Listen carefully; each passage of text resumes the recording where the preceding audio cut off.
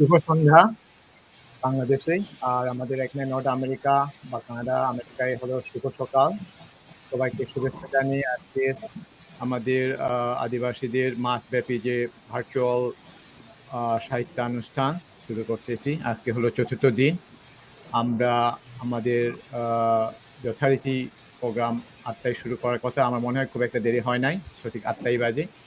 তো আমাদের মধ্যে আছেন আজকে আ চট্টগ্রাম থেকে পার্বত্য বিপম চাকমা কথাশিল্পী, সিলেট থেকে রওশন আরা, বার্ষিক খুঠেইবম মণিপুরী কবি, হলো পরাগ রিচিল, উনিও কবি এবং লেখক ময়মনসিংহ আমাদের থেকে। পরাগদা মূলত ওয়াচিক ভাষা এবং বাংলা দুভাষাতেই লিখেন। বিপম দাও একই ওনার নিজস্ব ভাষা চাকমা ভাষা এবং বাংলাতেই লিখেন। আর রওশনারাও বাংলা এবং চাকমা বাংলা এবং মণিপুরী দুভাষাতেই লিখেন। তো মূলত রওশনারা কবিতায় লিখেন। উনার ২ টা বই প্রকাশিত হয়েছে। আর বিপম দারও আমার জানা মতে, আমি ঠিক জানি না কতটা, কিন্তু আমার জানা মতে একটা উপন্যাস 'গ্রহণলাগা ভুর' আর হলো একটা ছোট গল্প 'অজগর' যেটা বাংলা এবং চাকমা সংস্করণটা আছে আমি দেখেছি। এইটুকুই হলো আমার জানা। আর হয়তো অন্যান্য লেখা আ আমি কিছুটা পড়েছি। আমার খুব একটা টিন নেই যেহেতু বাইরেই আছি। আর পরাগদার আ উনিও কবিতা লেখেন। উনার ৩ টা কবিতা বা হ্যাঁ, আরো বেশি হতে পারে। আমার কাছে ৩ টা কবিতার আছে। আ পরে হলো একটা গবেষণামূলক গ্রন্থ, আর হলো অনুবাদ কর্ম করেন। অনুবাদিত একটা কবিতার গ্রন্থও আছে। তো যাই হোক, আজকে এই হলো আমাদের অতিথি। আর আমরা যদি খুব কিনাপোক হয় তাহলে আমাদের মধ্যে আমাদের কথাশিল্পী স্বনামধন্য আ গল্পকার মনি হায়দার আসার কথা। তো উনার অপেক্ষায় আছি। আমরা শুরু করছি। তো ১ম এই আমি সেরাম রিপনকে দিচ্ছি। সেরাম রিপন আজকে আমাকে সহযোগিতা করার জন্য মণিপুরী মিররের পক্ষ হয়ে আজকে আসছেন। সেরাম রিপন, আ জি। সে সামথিং আমাদের সবার উদ্দেশ্যে। আর আমি একটু বলে নেই, আমরা খুব কি বলবো? খুব অফিসিয়াল বা খুব ফরমাল ওয়ে আমরা কথা বলব না, বা খুব বক্তৃতা দেওয়ার মতো খুব ভঙ্গিতে না। আমরা খুব কথোপকথন বা একটু ক্যাজুয়াল ভঙ্গিতে আমরা আলাপ করি খোলামেলাভাবেই। যেহেতু বিষয়টা খুব বেশি গুরুত্বপূর্ণ বা একদম প্রবন্ধ পাঠ বা ওয়েবিনার না।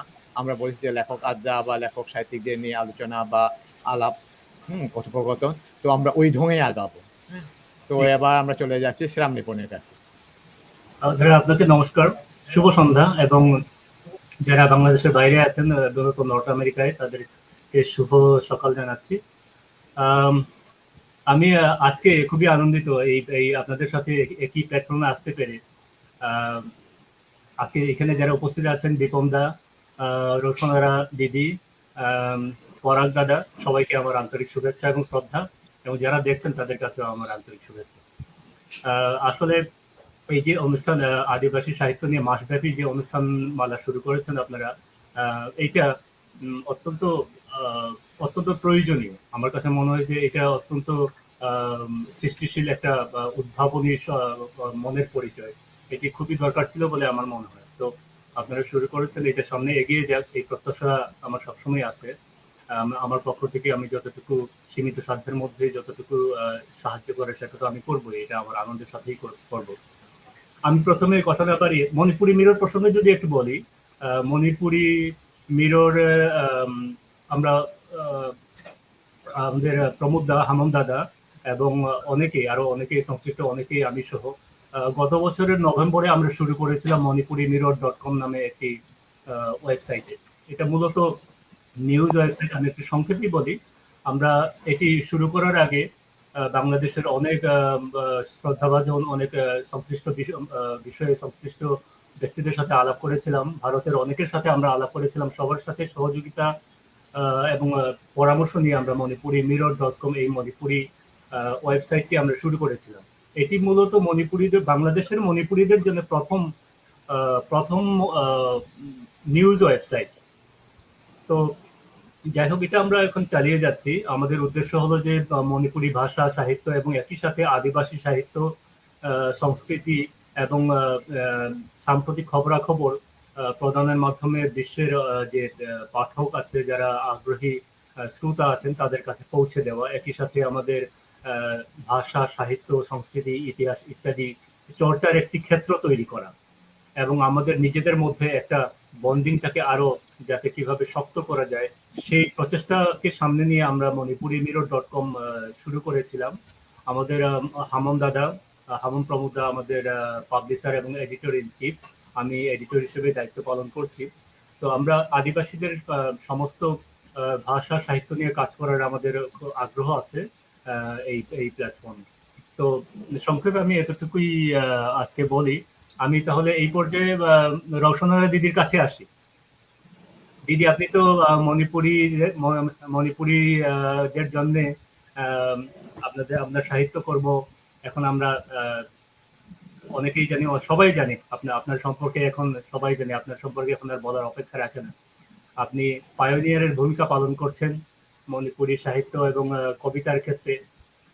তো আপনার কাছে আসে, আপনার মুখ থেকে শুনি। আপনার কবিতা তো শুনবো, একই সাথে যদি আপনার সাহিত্য চর্চা এবং আপনার ভাবনা যদি একটু তুলে ধরেন আপনার বক্তব্য। দিদি। ধন্যবাদ রিপন।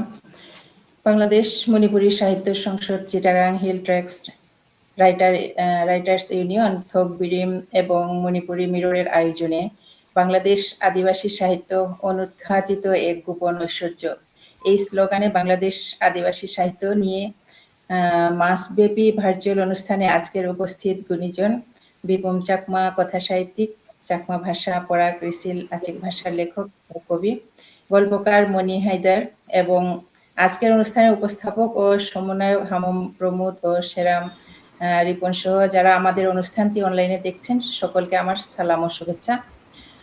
কিছু কথা বলতে গেলে বলতে হয়, ছোটবেলা থেকেই সাহিত্যপ্রেমী মানুষদের সান্নিধ্যে বড় হয়েছি। তখন থেকেই সাহিত্যের প্রতি অনুরাগ জন্ম নেয়। আমার মা বাবা সাহিত্য মনা মানুষ, বিশেষ করে আমার মেজো মামা ওনার বই পড়া দেখে উদ্বুদ্ধ হয়েছি। তাছাড়া প্রকৃতির অপার সৌন্দর্যের মাঝে বেড়ে উঠেছি বলে হয়তো সাহিত্যের সকল উপকরণ অন্তরে গাঁথা ছিল। পরবর্তীতে মেয়েদের বেলায় যা হয়, আমার বেলায়ও তার ব্যতিক্রম হয়নি। সংসার সন্তান নিয়ে দীর্ঘ সময় পার করে বিগত কয়েক বছর থেকে সাহিত্য চর্চা শুরু করি। প্রথম কাব্যগ্রন্থ সমুদ্রের কাছে চিঠি 2020 সালে প্রকাশিত হয়। দ্বিতীয় কাব্যগ্রন্থ বেদনায় মলাট বাঁধা প্রকাশিত হয় এই বছরের জানুয়ারিতে।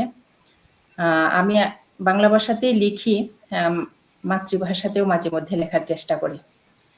তো প্রথমে আমি আমার মাতৃভাষা মণিপুরি ভাষায় লেখা স্বরচিত কবিতা পাঠ করব, পরে এর বাংলা অনুবাদটি পাঠ করব। আশা করি আপনাদের ভালো লাগবে। আমার কবিতার শিরোনাম কাউবুত্তাম লেগে এই সুনাঙ্গু। কাউবুত্তাম লেগে এই সুনাঙ্গু, কাউখিবগুম নাংনা এইবু, Koro nongja amadagi ani-anidagi ahum, asumna thabum kaya kumja kaya, karamna pulengam liba ningaydana, ningsingbagi wangmata nangna. Tamlage kauba isunanggumna, yachanglamdaigi leichin nongphaygi ngangrang-nabada, idom tarak khawganglaba thamoy asi themjanjaraduna, lenkhage ko, lemhawriba punsi asi aigi, asumna asum. Nong phatuksu mihut thonggi grill pairaduna, ngausinnaba leichin nongphaygi matau yengladuna, ahing mamaygi thawan michak masing thiraduna. Khala iyamaksu tamla sirani aibu nungaithokpa, awaba pumba nathairamlaga, lon thoktabi liklamari kumlaba awa nungaigi ningsingba kayase, tinhankhraduna ahinggi amambada, tamlage kauba isunanggumna, কাউখিবগুম নাংনা আইবু। এর বাংলাটি হচ্ছে ভুলে যেতে চাই। আমি এবার ঠিক তোমার মতো করে তোমাকে ভুলে যেতে চাই, যেভাবে ভুলে গিয়েছো আমায় একদিন দুদিন করে দীর্ঘ মাস ও বছর। কিভাবে ভুলে থাকো তুমি, ঠিক সেই মন্ত্রটাই লপ্ত করতে চাই। রক্তিম গোধূলি মেঘাচ্ছন্ন সন্ধ্যা, মন হাহাকার করা একাকিত্বকে ছাপিয়ে এমনি এমনি কেটে যাবে এইটুকু জীবন আমার। কখনো জানালার গ্রিল ধরে উদাস মেঘের পানে চেয়ে, নক্ষত্র খচিত রাতের তারা গুনে গুনে, কিংবা বিরহের গান শুনে। ভালো থাকার চেষ্টা করে যাব দুঃখকে সঙ্গোপনে এড়িয়ে, নিঃশব্দ শিশির বিন্দুর মতো সুখ স্মৃতি সব ঝরে পড়ুক রাতের পায়ে। হ্যাঁ, আমি ভুলে যেতে চাই খুব যত্নে, যেভাবে ভুলে গিয়েছো তুমি সারাটা জীবন ঠিক তেমনি করে। সবাইকে ধন্যবাদ। অসাধারণ দিদি, অসাধারণ। সত্যি চমৎকার।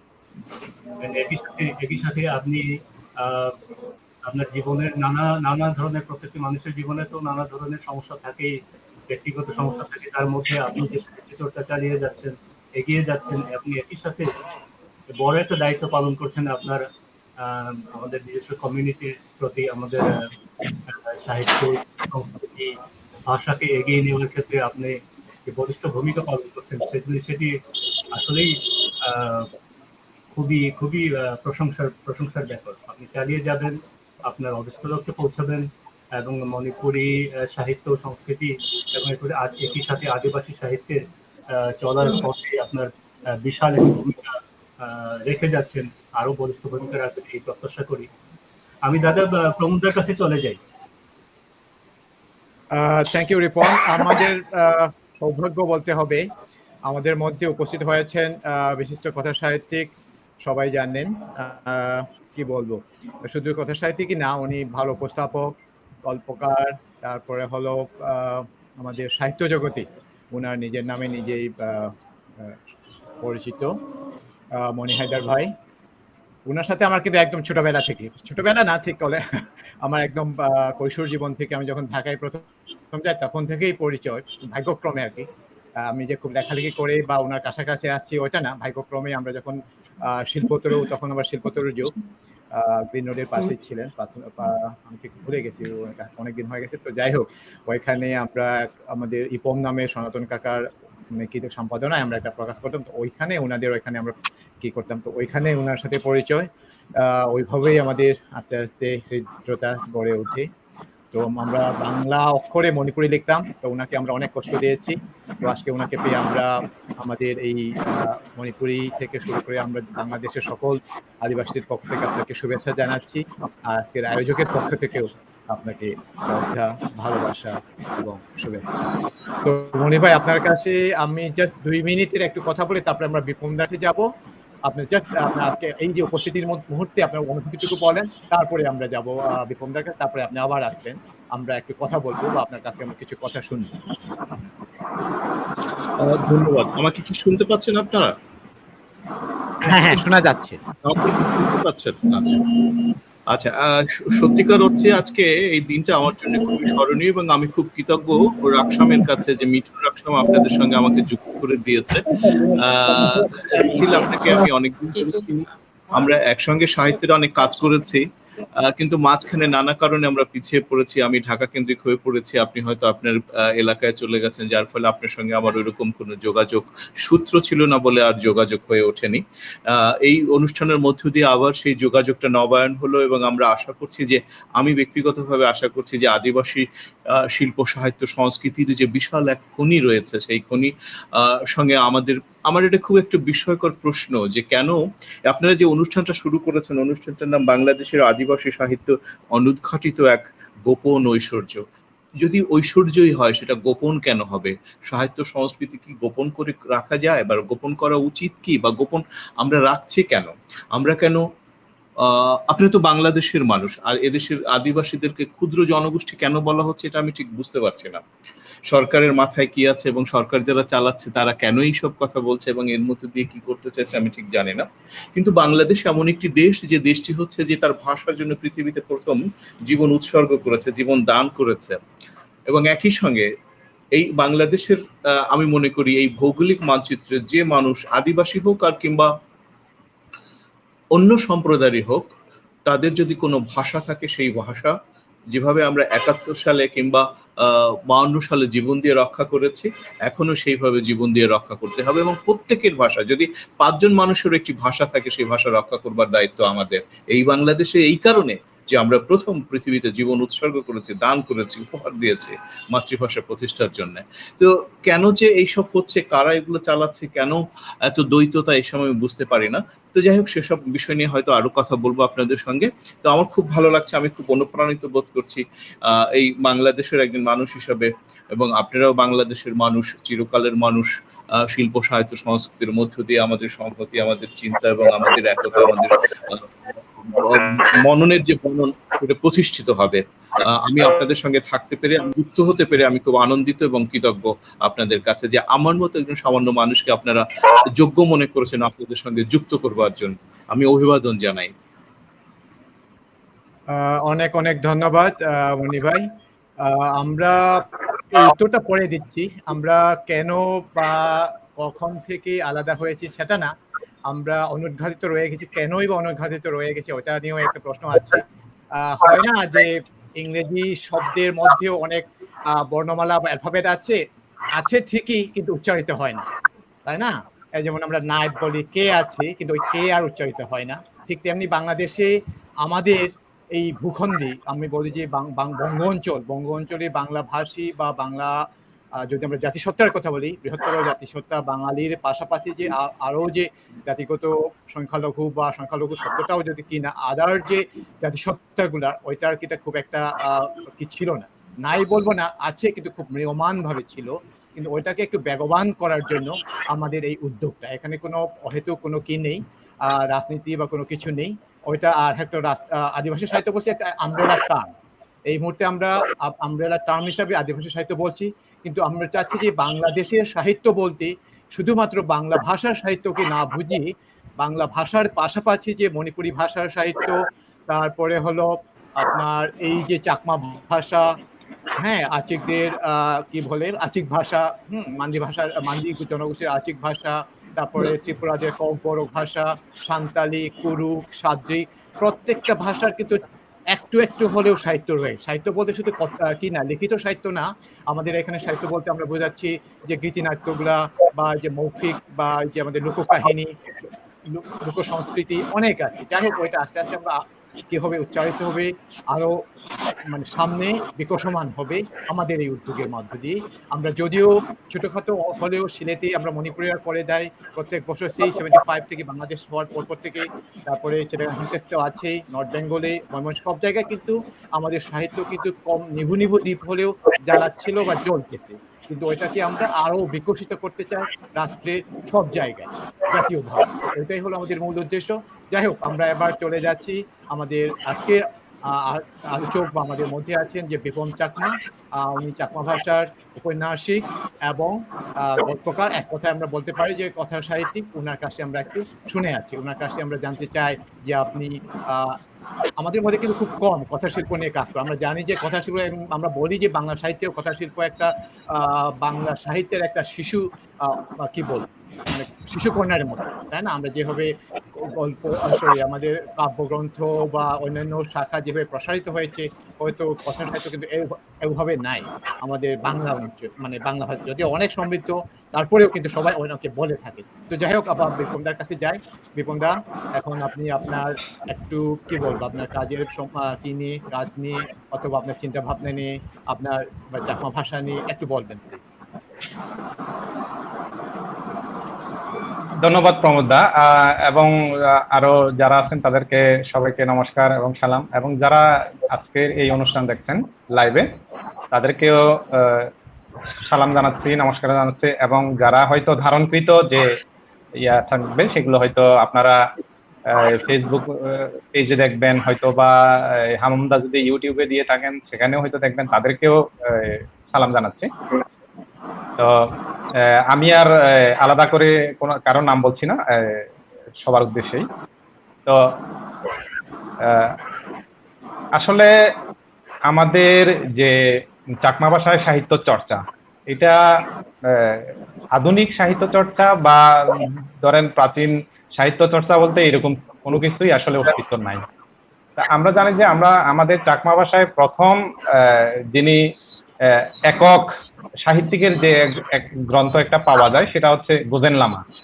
এটা লেখা হয়েছিল সম্ভবত 17-18 শতকের দিকে হতে পারে, এটার সঠিক কোনো সন পাওয়া যায় নাই। এটা জাস্ট একটা এখানে সনের উল্লেখ আছে, কিন্তু সেই উল্লেখকৃত সনটা যিনি রচনাকার তিনি একটা চরণের মধ্যে এটাকে তিনি উল্লেখ করেছেন 11,084 সন। কিন্তু এই 11,084 সন বলতে এটা নিয়ে গবেষণার প্রয়োজন আছে, এটা আসলে বিভ্রান্তিকর। এখনো এটা আসলে কি, এটা কি মগী সন অর্থাৎ যে বার্মিস এটা মগি সন নাকি বাংলা সন নাকি এটা তো আর রোমান বা ইয়া হওয়ার তো কথাই না, খ্রিস্টীয় সাল হওয়ার তো প্রশ্নই আসে না। এটা হইতে পারে যে মগি অথবা হইতে পারে বাংলা। তো যে কারণে এটাকে আসলে 17 শতক নাকি 18 শতক এটা আসলে একটু বলা মুশকিল। তো যাক, সেটাই হচ্ছে প্রথম আমাদের চাকমাদের মধ্যে লিখিত আকারে বা এই ধরনের সাহিত্যিক নিদর্শন আর কি। তো এরপরে যেটা চলে আসছে সেটা বংশ পরম্পরায়, যে আমাদের চারণ কবিদের মাধ্যমে যে সব পালা গানগুলো, গাথাগুলো, এগুলো পরবর্তীতে 19 শতকে এসে দু একটা হয়তো লেখার চেষ্টা করা হয়েছে, কিন্তু সেগুলো সেরকম উল্লেখযোগ্য কিছু না। 20 শতকে এসেই আমরা জানি যে এই চুনিলাল দেওয়ান, যিনি একজন জয়নুল আবেদিনের সহপাঠী ছিলেন এবং একসাথে ওনারা ছবি এঁকেছেন, তিনি প্রথম আসলে চাকমা সাহিত্যে আধুনিক কবিতা লেখা শুরু করেন, সেটা 1940-এর দিকে। তো এরপরে আরো মাঝখানে কিছুটা ইয়ে হয়ে গেছে।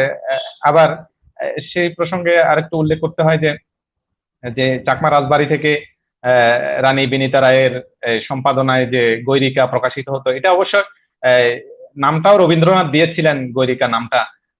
এটা 1936 খ্রিস্টাব্দে এটা, যেহেতু গৈরিকা নিজেই ব্যারিস্টার কেশবচন্দ্র রায়ের ইয়ে ছিলেন, কন্যা ছিলেন, সেদিক থেকে রবীন্দ্রনাথের সাথে ওনার একটা ইয়ে ছিল, যোগাযোগ ছিল। তো তিনি সেটা শুরু করেছিলেন এবং এই পত্রিকার হাত ধরেই কিন্তু চাকমা ভাষা সাহিত্য, আধুনিক সাহিত্যের যে ইয়েটা সেটা সূচিত হয় আর কি।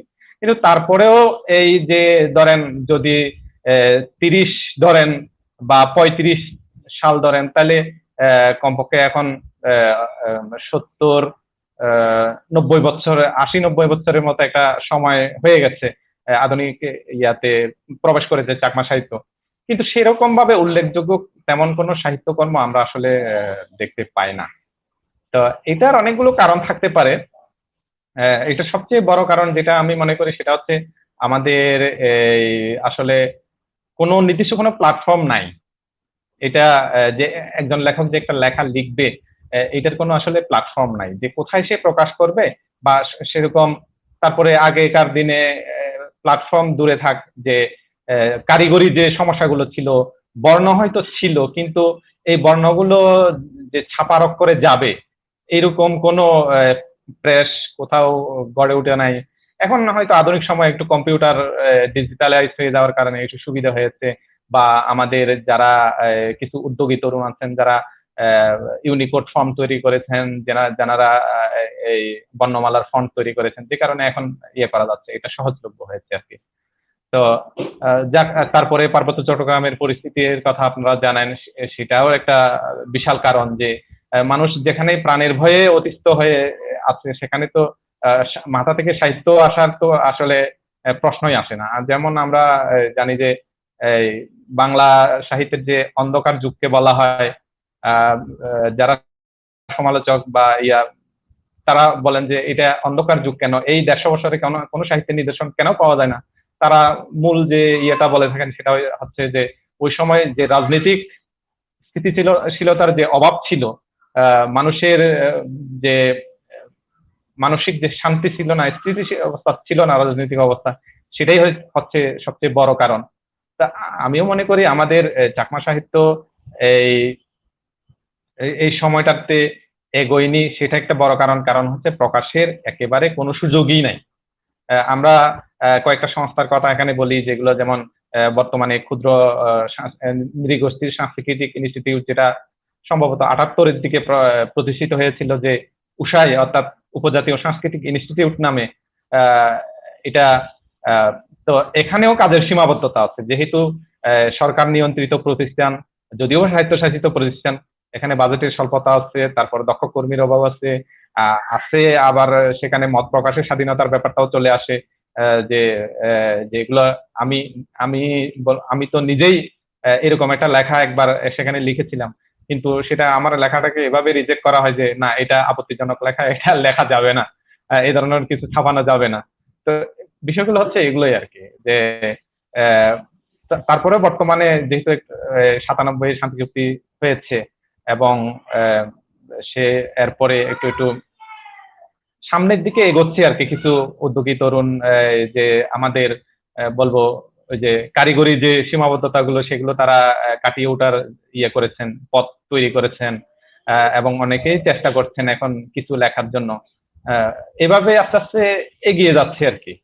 তো এই হচ্ছে হামুমদা, আমার বক্তব্য এটাই। অনেক অনেক ধন্যবাদ বিপন দা।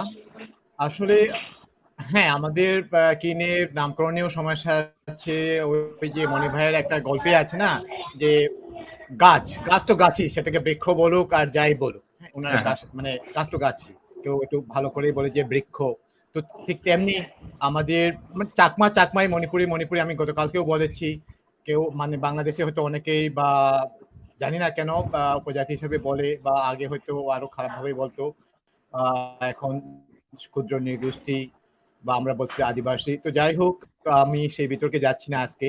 তো আমি আগে আবারও বলছি, আমরা বাংলাদেশেরই সাহিত্যের একটি অংশ, যদিও বিভিন্ন ভাষায় লেখা হোক। আর বাংলা ভাষায়ও কিন্তু বাংলা ভাষার পাশাপাশি আমরা যে নিজেদের যে ভাষাগুলা ওইটাতেও আমরা চর্চা করতেছি, এবং বাংলা ভাষাকেও আমরা সমৃদ্ধ করতে চাচ্ছি। যে বাংলা ভাষার মধ্যে বাংলা ভাষার আদিবাসীদের নিয়ে বা আমাদের বিভিন্ন সম্প্রদায়ের কাহিনী নিয়ে অনেকেই লিখেছেন। আমাদের সেলিনা আপার কাছ থেকে শুরু করে আমরা গল্পকারদের কাছ থেকে আমরা গল্প পেয়েছি, উপন্যাসিকদের কাছ থেকে উপন্যাসের চরিত্র হিসেবে পেয়েছি, প্রবন্ধে পেয়েছি। কিন্তু আমরা চাচ্ছি যে আমাদের মধ্য থেকেও আমাদের এখন পর্যন্ত বিপম চাকমা যেটা বলেছে ভালো ভাবে লেখা বা ওইভাবে মানে শিল্পোত্তীর্ণ বা মানসম্পন্ন লেখা হয়তো আমরা বের করিনি বা পাইনি। কিন্তু আমার বিশ্বাস আগামীতে বাংলা এবং যা স্ব ভাষায় অবশ্যই সাহিত্য জগতেও, বাংলাদেশের সাহিত্য জগতেও অবশ্যই কি বলবো একটা জায়গা খুঁজে পাবো। তো এবার আমরা চলে যাচ্ছি পরাগ লিচিলদার কাছে। পরাগদা, আপনার যদি ক্যামেরা এবং কিটা যদি ইন আউট করেন, আপনার কাছে একটু ছোট করে একটু জানতে চাই প্রথমে আপনার অনুভূতি, এবং যদি সম্ভব হয় আপনি একটা কবিতাও পড়ে শোনাবেন।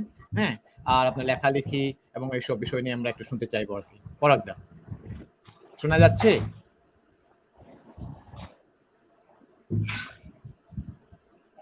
আচ্ছা, পরাগদা কিন্তু একটু রিমোটে আছে, তো ওনার একটু নেশা আছে, আমি আগেই বলে নিচ্ছি।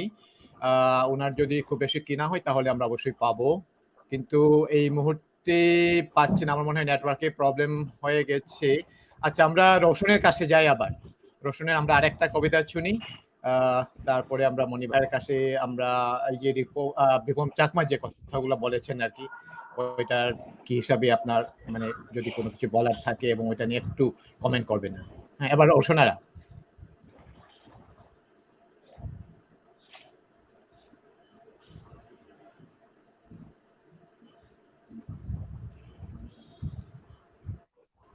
রোশনারা মিউট আছে কিন্তু এখনো।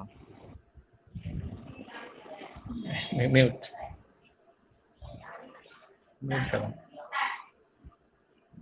না, এখনো মিউট আছে, আনমিউট হয়নি। রোশনারা এখনো মিউট আছে।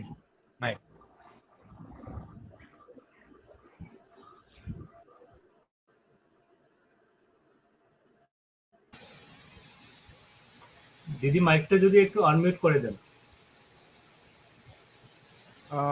রোশনাটা আনমিউট করতে হবে। হ্যাঁ, ফোনে ওই জায়গাতেই একটু টাচ করলে হয়ে যাবে। হ্যাঁ, আমাদের এটাই একটা প্রবলেম এখন, অন্তর্জাল বা ভার্চুয়ালি করতে গিয়ে যারা আমরা লেখালেখি করি এমনিতে আমরা একটু নার্ভাস থাকি কিতে আসলেই। তো যাই হোক, হ্যাঁ এখন হচ্ছে। Thank you. ওকে, ধন্যবাদ প্রমোদ। হ্যাঁ, আপনার কবিতা কিন্তু অনেকেই মিস করছে, আশা করি এবার সবাই শুনবে। মণিপুর থেকে অনেকে শুনতেছেন। হ্যাঁ, বলেন। হ্যাঁ, সারা বাংলাদেশে ছড়িয়ে ছিটিয়ে থাকা আদিবাসী কবি সাহিত্যিকদেরকে একই প্ল্যাটফর্মে এনে কবিতা পাঠ সহ সাহিত্য চর্চার সুযোগ করে দেওয়া আয়োজকদের প্রতি ধন্যবাদ জানাই। আদিবাসীদের সাহিত্য সংস্কৃতি অনেক সমৃদ্ধ, এর প্রচার প্রসার অত্যন্ত জরুরি। আমি বিশ্বাস করি আমাদের সাহিত্য সংস্কৃতি একদিন বিশ্ব দরবারে পৌঁছাবে এবং আপন আলোয় আলোকিত করবে। আমার কবিতা, স্বরচিত কবিতা পাঠ করব। কবিতার শিরোনাম এ কেমন নির্মমতা। রৌদ্রদগ্ধ শহরটা আজ বড়ই ছন্দহীন, নির্দয় রোদের এত ঝাঁজ যেন জল্লাদের তরবারি হাতে ঠাঁই দাঁড়িয়ে আছে। জীবন যুদ্ধে বেঁচে থাকার সংগ্রামে শাতুর্ধ জলিল মিয়া ক্লান্ত পায়ে ঘর্মাক্ত দেহে রিকশার পেডেল মারে। গ্রীষ্মের তপ্ত রোদে দু পা তার জড়িয়ে যায়, আগে পিছে অসংখ্য যানবাহনের স্রোত, গলায় পেঁচিয়ে রাখা গামছা দিয়ে মাথার ঘাম মোছার ফুরসত নেই। খা খা রোদ জ্বলছে, হৃদয়হীন দালান কোঠার গা থেকে রৌদ্রের হুঙ্কার ঠিকরে পড়ে, পিচ ঢালা রাস্তার অসহ্য উত্তাপ, গায়ের ছেঁড়া গেঞ্জি ঘামে ভিজে শরীরের সঙ্গে লেপ্টে আছে, বড় বড় শ্বাস ফেলছে। আর আমি অপরাধীর মতন রিকশায় বসে অস্বাচ্ছন্দ্য বোধ করছি। এ কেমন নির্মমতা, এ কেমন বৈষম্য! নির্মোহ জলিল মিয়ারা পুড়ে পুড়ে কাঠ কয়লা হবে, আর আরেক দল মানুষ সেই কয়লায় অফুরন্ত ক্ষুধা আর সীমাহীন বিলাসিতা শানিত করবে অহর্নিশ। আমি রিকশা থেকে নেমে ভাড়া মিটিয়ে ক্লান্ত মুখের দিকে তাকিয়ে অস্ফুট স্বরে বলি, আমায় ক্ষমা করো চাচা, ক্ষমা করো আমায়। সবাইকে ধন্যবাদ।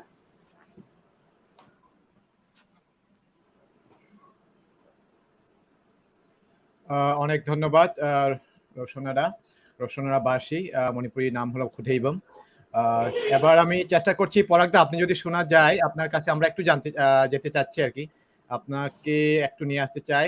পরাগদা, আপনি মাইক টু অন করেন, মিউট আছে এখনো, আনমিউট করে একটু বলেন যে আমাদের আজকের এই অনুষ্ঠানে আপনার কাজের সম্পর্কে এবং আপনার জানি যে আপনার 4-5টা বই প্রকাশিত হয়েছে, এর মধ্যে 3টা কবিতার বই, একটা অনুবাদের, তারপরে হলো গবেষণা নিয়ে কাজ করছেন, তারপরে অনুবাদের কাজ করছেন, সবগুলো নিয়ে যদি আপনি একটু সংক্ষিপ্ত হয়ে বলেন।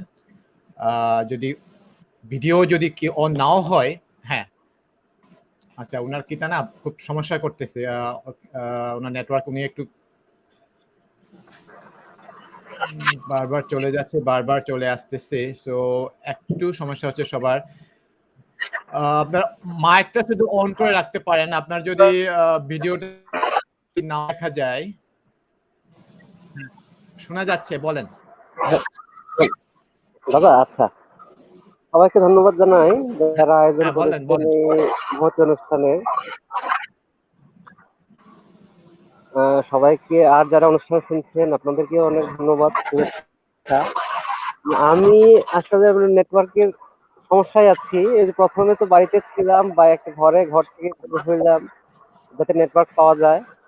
এখন একটা মাঠে দাঁড়িয়ে আছি, ওই বিপমদার অনেকটা পরিবেশটা হচ্ছে এমন যে বিপমদার যে গ্রহণ লাগে ভোরের যে প্রচ্ছদ ওইটার মতোই মেঘলা, একটু চাঁদ আছে, আবার ওই যে কিছুক্ষণ পরে যে এখন কারেন্ট নাই, এই জন্য সে নেটওয়ার্ক অনেক আপ ডাউন করে।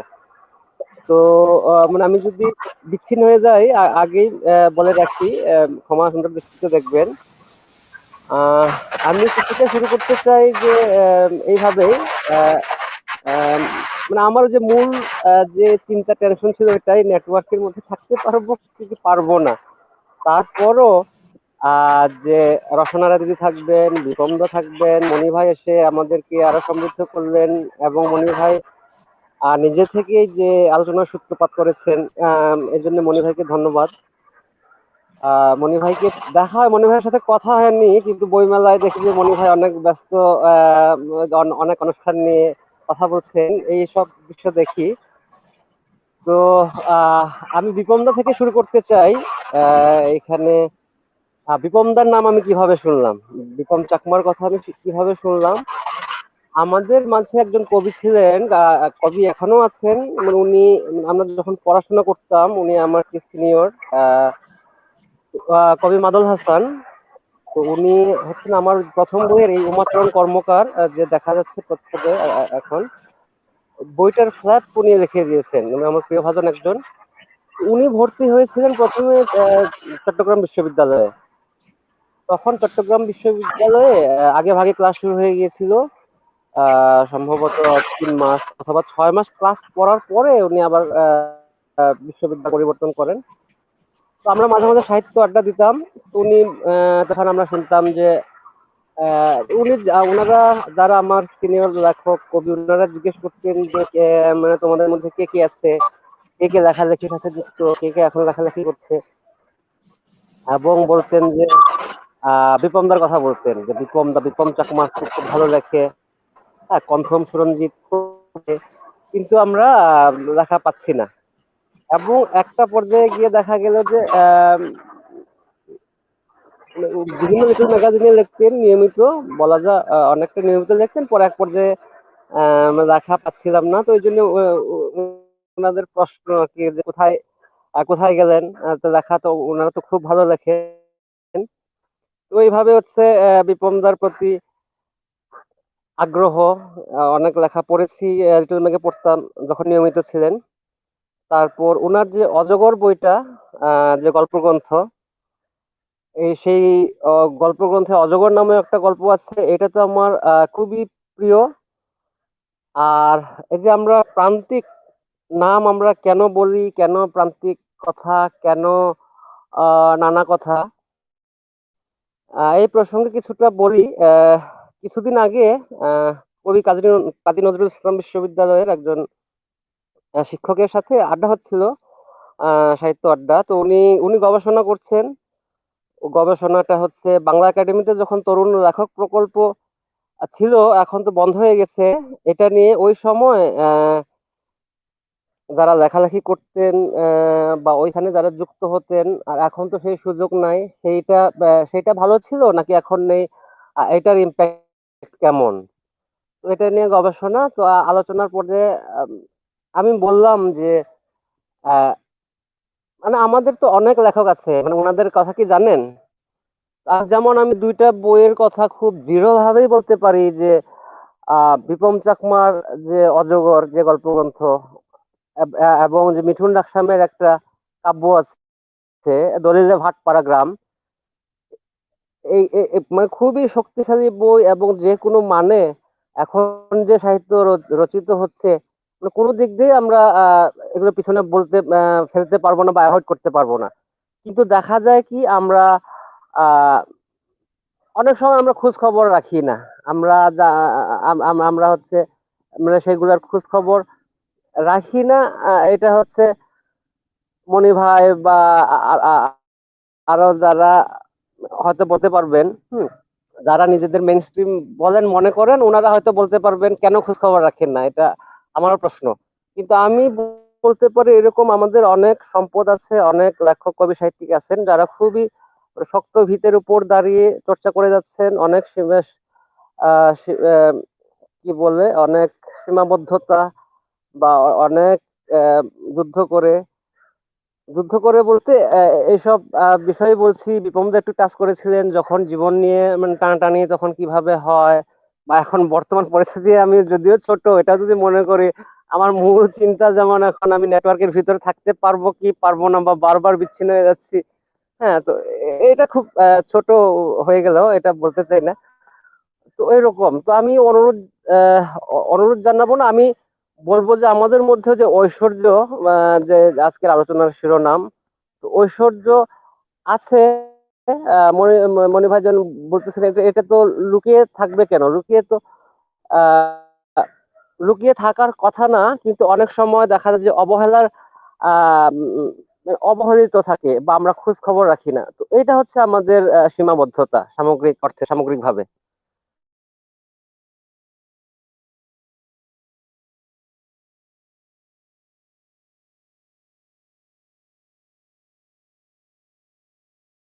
আহ, না, পরাগদার নেটওয়ার্ক উনি যেটা বলেছেন আর কি, তো যাই হোক ওনার কিছুটা কথা শুনতে পারলাম, আমরা খুবই আনন্দিত অন্তত পক্ষে যে কিছু হলে উনি বলতে পেরেছেন। মনিব ভাই, আপনার ক্যামেরাটাও একটু মাঝে মধ্যে কি মনিব ভাই, আচ্ছা আমরা একটু কেটে চলে যাই। মনিব ভাই আপনি দেখেন তো, আপনি কথা বলে, হ্যাঁ এখন আসছে, ঠিক আছে। আমরা একটু শুনলাম পরাগদার কাছ থেকেও, আর বিপনদার কথাও তো আপনি শুনলেন। তো এবার আপনি কিছু বলেন, বাঙালির প্রসঙ্গটাও আসছে যেহেতু ওইগুলা পাশাপাশি বাংলাদেশের সাহিত্য চর্চায় আদিবাসী বলি বা আমরা যে আদার যে ল্যাঙ্গুয়েজ আমরা যেটা বলি আমরা বলি যে মণিপুরি ভাষা, চাকমা ভাষা বা আচেক ভাষার যে সাহিত্যগুলা মানে বাংলা ভাষায় তো আমরা চর্চা করব অবশ্যই, পাশাপাশি অন্যান্য সাহিত্যগুলাকেও অন্যান্য ভাষার সাহিত্যগুলাকেও কিভাবে জাতীয় সাহিত্যের একটা অংশ হিসাবে আনা যায় বা ওইটার কিভাবে করলে আমরা আরো মানে কি বলবো মানে উৎসাহিত হব, হ্যাঁ, বা খামতির জায়গাটা কোথায়, ঘাটতির জায়গাটা কোথায়, ওটা নিয়ে একটু আলোকপাত করবেন প্লিজ মনি ভাই।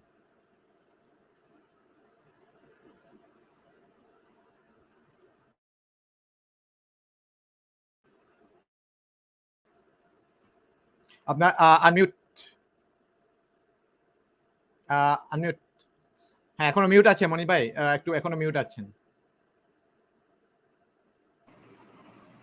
হ্যাঁ জি ঠিক আছে, হ্যাঁ ঠিক আছে, শুরু করব। হ্যাঁ শুরু করেন। আচ্ছা, আমি একটা বিষয় তার আগে একটু জানতে চাই। এখানে রওশনারা বাসী খুত হইবম, এই যে ভদ্র মহিলা, ইনি এনার কবিতা শুনলাম, এটার নামটা আমার কাছে খুব অবাক লাগছে। এর আমি কখনো শুনিনি বা জানিনি, বা আপনাদের খোঁজ খবর তো রাখার খুব পিছিয়ে পড়েছি আমরা যে কোনো কারণেই হোক। ইনি কি আসলে মণিপুরী, বা ইনি কোন দেশের, বাংলাদেশের না পশ্চিম ভারতের মণিপুরী, নাকি আমাদের এলাকার মানুষ উনি? আচ্ছা আমি বলি, কারণ ওইটাই ওইখানে এক ধরনের দেয়াল আছে আমাদের মধ্যে, ওই দেয়ালটা ভাঙার জন্য আমাদের এই আয়োজন। কিসের মধ্যে বললাম? যাই হোক আমি বলি, সেটা হলো রওশনারা বাসী মণিপুরের মধ্যে মণিপুরি মুসলিম, যেটা আমরা বলি যে মণিপুরি মুসলিম বা এক নামে আমরা পাঙ্গান বলেও জানি বা মিতি পাঙ্গান। হ্যাঁ, মণিপুরি মুসলিম, জাতিগতভাবে ওরা মণিপুরি, ভাষিক মানে ভাষাও মণিপুরি, কিন্তু ধর্মে মুসলিম বা ইসলাম। তো এইটাই আর হলো ওনাদের আগমন আমাদের সাথে একসাথে, মণিপুরি বলতে আমরা মণিপুর, আমাদের আসাম এবং নাগাল্যান্ডের পাশে যে মণিপুর যে প্রদেশ, এখন ইন্ডিয়া বা ভারতের একটা রাজ্য, তো ওইখান থেকে আমরা 17 বা 16 সেঞ্চুরির দিকে আসা হয়, তো আমরা একসাথে চলে আসি। তো যে কারণে মণিপুরি মুসলিমদের খুব বেশি মণিপুরি বলতে আমরা শুধু হিন্দু বা খ্রিস্টান, সেটা আমি জানি, আমি শুধু ওনার নামটা রওশনারা বাসী খুত হইবম, এটা আসলে কি? হ্যাঁ, খুঁটাইবামটা হলো আমাদের যে আমরা যেটা গোত্র বা সাগেই বা আমরা একটা ক্লান যেটা বলি চৌধুরী বা ওটা লাস্ট নেম আর কি। হ্যাঁ, আর রওশনারা বাসী হলো তার আসল ডাক নাম বা তার মানে প্রপার নেম আর কি। বুঝাতে পেরেছি? ওনার বাড়ি প্রমোদদা, ওনার হোম ডিস্ট্রিক্ট হবিগঞ্জ হ্যাঁ, হোম নাকি? ডিস্ট্রিক্ট হলো আমাদের বৃহত্তর সিলেট, কিন্তু কমলগঞ্জে, মানে মৌলভীবাজার জেলার কমলগঞ্জ। আমরা একসাথে লেখাপড়া করেছি, সৌভাগ্যক্রমে উনি আমার ক্লাসমেট, আমরা একসাথে লেখাপড়া করেছি। তারপরে যা হয় আর কি, উনি একটু আগে প্রথম দিকেই বলেছেন যে সাংসারিক কারণে বিভিন্নভাবে তার লেখাপড়া ওইভাবে লেখালেখির চর্চাটা ওইভাবে হয়নি। আমরা ছোটবেলা একসাথে কাটিয়েছি, তো তারপরে আমরা আবার পেয়েছি আর কি। So we are glad.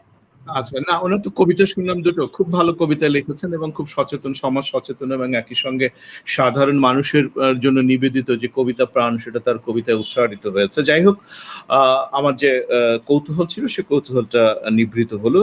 আমি আমার কথায় প্রবেশ করছি। প্রথম হচ্ছে যে বাংলাদেশের আদিবাসী সাহিত্য অনুদ্ঘাটিত এক গোপন ঐশ্বর্য, এই বিষয়ের উপর আপনারা যে আলোচনার আয়োজন করেছেন, আমি সত্যি সত্যি খুব কৃতজ্ঞ এবং আনন্দিত যে এরকম আলোচনা আপনারা শুরু করেছেন। এই আলোচনার মধ্যে দিয়ে মূলত আদিবাসী সম্প্রদায়ের যে ছোট ছোট সম্প্রদায়ের যে তাদের নিজস্ব প্রত্যেকের ভিন্ন ভিন্ন শিল্প, সাহিত্য, সংস্কৃতি এবং গোষ্ঠীগত যে ভাবনা আছে, সেগুলো ছড়িয়ে পড়ুক সারা বাংলাদেশে। কারণ আপনাদের নিয়েই তো বাংলাদেশ, এবং আমাদের নিয়েও আপনারা, দুই পক্ষ মিলিয়ে যদি আমরা একসঙ্গে বসি, একসঙ্গে কাজ করি, একসঙ্গে আমাদের শিল্প সাহিত্যের আদান প্রদান করি, তাহলে আমাদের সাহিত্য, টোটাল বাংলাদেশ এবং বাংলা সাহিত্য, আদিবাসী সাহিত্য সবকিছু সমৃদ্ধ হয়ে উঠবে। এবং আমি আপনাদেরকে, আমাদের আদিবাসী সম্প্রদায়ের ভাই বোন এবং তার জীবনযাপনকে আমি খুব অসাধারণভাবে উপভোগ করি। হয়তো আমার খুব যাওয়া হয় না, যেহেতু ঢাকায় থাকি, এক ধরনের সময় পাওয়া যায় না, তারপর হচ্ছে যে একটা ব্যস্ততার মধ্যে সময় কাটে। কিন্তু আমি চাই যে আমি ব্যক্তিগতভাবে আশা করি যে প্রতিটি আদিবাসী গোষ্ঠী বাংলাদেশের যে যেখানেই থাকুক, সে পটুয়াখালীতে থাকুক, সে চট্টগ্রামে থাকুক, কিংবা সে জামালপুরে থাকুক, নেত্রকোনায় থাকুক, যেখানেই তারা থাকুক, প্রত্যেকে যেন নিজের শিল্প, সাহিত্য, সংস্কৃতি, ভাবনা, স্বতন্ত্র বোধের সঙ্গে যেন সে থাকতে পারে। তার মাটি যেন কেউ দখল না করে, তার ঘর যেন কেউ দখল না করে। এবং এই দখলের প্রক্রিয়ায় যে সমস্ত মানুষ আছে, এক ধরনের হায়না আপনাদের চারপাশে বসবাস করে, তারা চায় আপনাদের জায়গা জমি দখল করে নিতে, কিংবা আপনাদের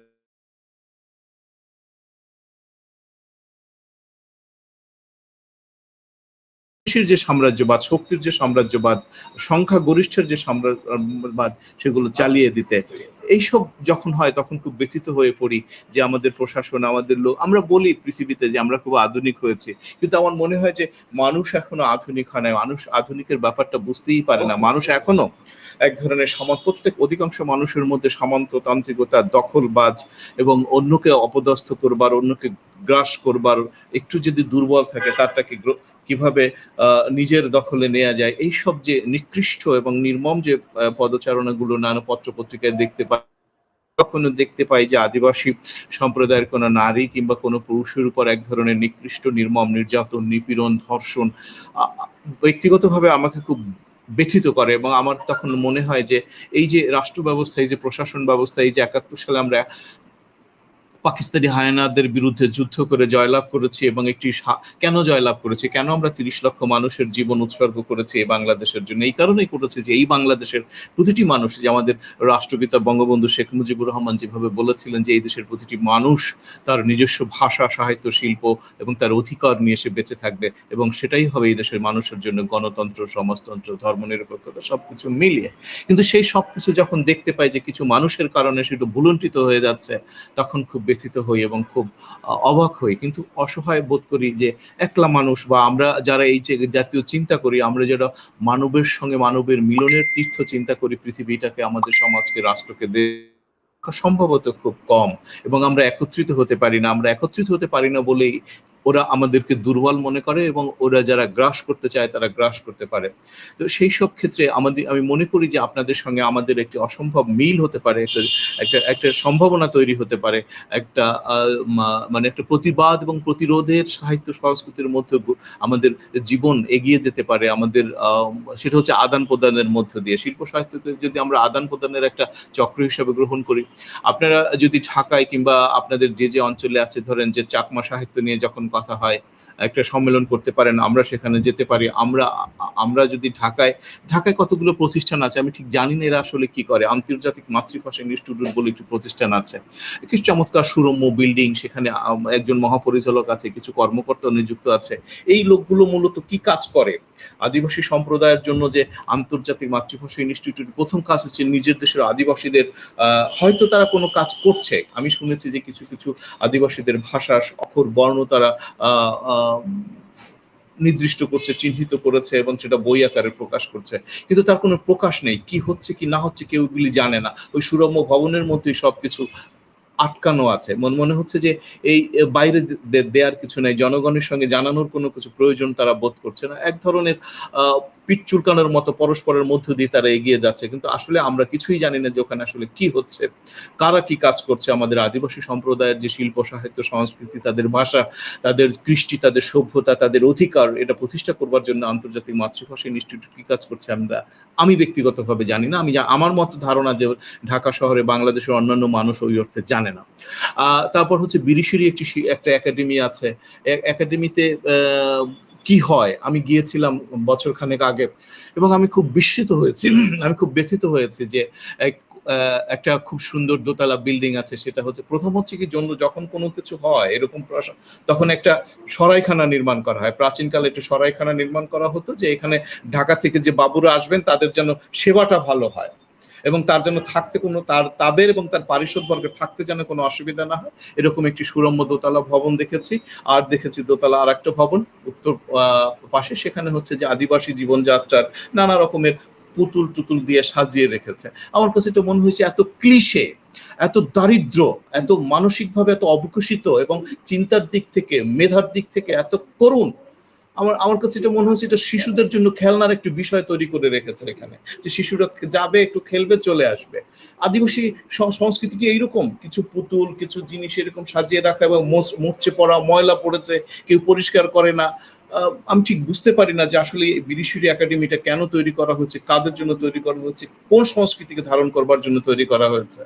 এটা সম্ভবত কাউকে প্যাট্রোনাইজ করবার জন্য বা কাউকে একটু ক্ষমতায়ন করার জন্য তৈরি করা হয়েছে, এবং যারা ওইখানে দায়িত্ব পালন করে তারা যথার্থ দায়িত্ব পালন করেছেন কিনা এ বিষয়ে আমার যথেষ্ট প্রশ্ন এবং দ্বিধা আছে, আমার যথেষ্ট দ্বিধা আছে। এবং এই সমস্ত লোকগুলো এক ধরনের ক্ষমতার চর্চা করে, আমার ধারণা একটা সুখের চর্চা করে। এবং ওই যে ঢাকা থেকে যে সমস্ত মশা হারামজাদারা বা এক ধরনের যে সরকারি কর্মকর্তারা বা এরা যায়, এদের এক ধরনের সেবার একটা জায়গা, এবং হয়তো যখন যায় তখন আদিবাসী মেয়েরা একটু নাচ গান করে, সেইটা তারা দেখে উপভোগ করে, এবং একটু এলাকার যে লোকাল যে মদ তৈরি করে সেটা খেয়ে দেয়, তারা ঢাকায় চলে আসে এবং মনে করে যে হ্যাঁ একটা বক্তৃতা করে যে আদিবাসীর সংস্কৃতি আমরা যথার্থভাবে রক্ষণ করবো। আসলে আমার মনে হয় না, আরো নতুন ভাবে চিন্তা করা দরকার আমাদের আদিবাসী। সেখানে আমি দেখিনি কোনো এই যে টেকনোলজির কোনো ব্যবহার দেখিনি সেখানে। আদিবাসীদের জন্য মেয়েরা ছেলেরা তাদের জীবনযাত্রার যে কোনো ভিডিও আমি দেখিনি পর্দায়। আমি যখন জিজ্ঞেস করলাম যে এই জাতীয় কোনো আমি যদি দেখতে চাই, যে আমি 10 মিনিট বসে দেখবো বা আধা ঘন্টা বসে আমি দেখবো স্ক্রিনে যে এই অঞ্চলের বিরিশির অঞ্চলের আদিবাসীদের যে জীবন বৈচিত্র্য, সেটা আমি 10 মিনিট, তাহলে এরকম জিনিস এখনো এখানে তৈরি হয়নি। তাইলে এটার কোন অষ্টরম্বটা হচ্ছে ওইখানে? বাংলা একাডেমির মতো একটি প্রতিষ্ঠান, তারা আসলে কি করছে? শিশু একাডেমি, তারা কি আদিবাসী শিশুদের জীবনযাত্রা নিয়ে কোনো প্রশ্ন করছে? তারা কি কোনো কথা বলছে? তারা কি কোনো দায়িত্ব পালন করছে যে আদিবাসী শিশুদের নিয়ে তারা আমাদের ভবিষ্যৎ তাদেরকে তৈরি করতে হবে? আমি তো দেখতে পাই না। হয়তো আমি অন্ধ কিংবা বধির কিংবা মুখ কিংবা অন্য জিনিস, আমি দেখতে পাই না। যেভাবে যা হওয়া উচিত ছিল কোনো কিছু হচ্ছে না। যারা দায়িত্বের জন্য দেয়া হয়েছে তারা কি দায়িত্ব পালন করছে সেটাও আমি জানি না। আমার মনে হচ্ছে যে এইসব বিষয়ের মধ্য দিয়ে কিন্তু আমাদের থেমে থাকলে চলবে না।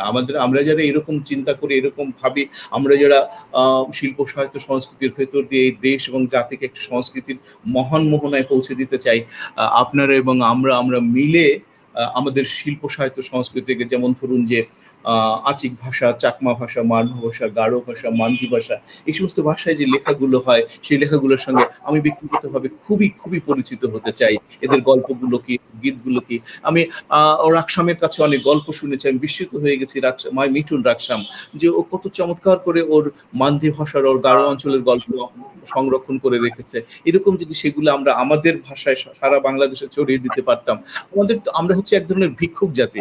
আমরা দেখুন যে ভারতে কি হচ্ছে সেটার জন্য মুখিয়ে থাকি, কানাডায় কি হচ্ছে মুখিয়ে থাকি, ভারতের একটা সিনেমা দেখলে পাগল হয়ে যায়, কিন্তু আমার দেশে পাকিস্তানে একটা কিছু হইলে আমরা একদম লুব্ধ হয়ে যাই যে আহারে কি কত জিনিস তৈরি করেছে। কিন্তু আমার দেশেও কিন্তু যথেষ্ট সমৃদ্ধ সংস্কৃতি আছে, সেগুলো বিকশিত করা দরকার, সেগুলোকে পৃথিবীর মাঝে পরিচিত করিয়ে দেয়া দরকার।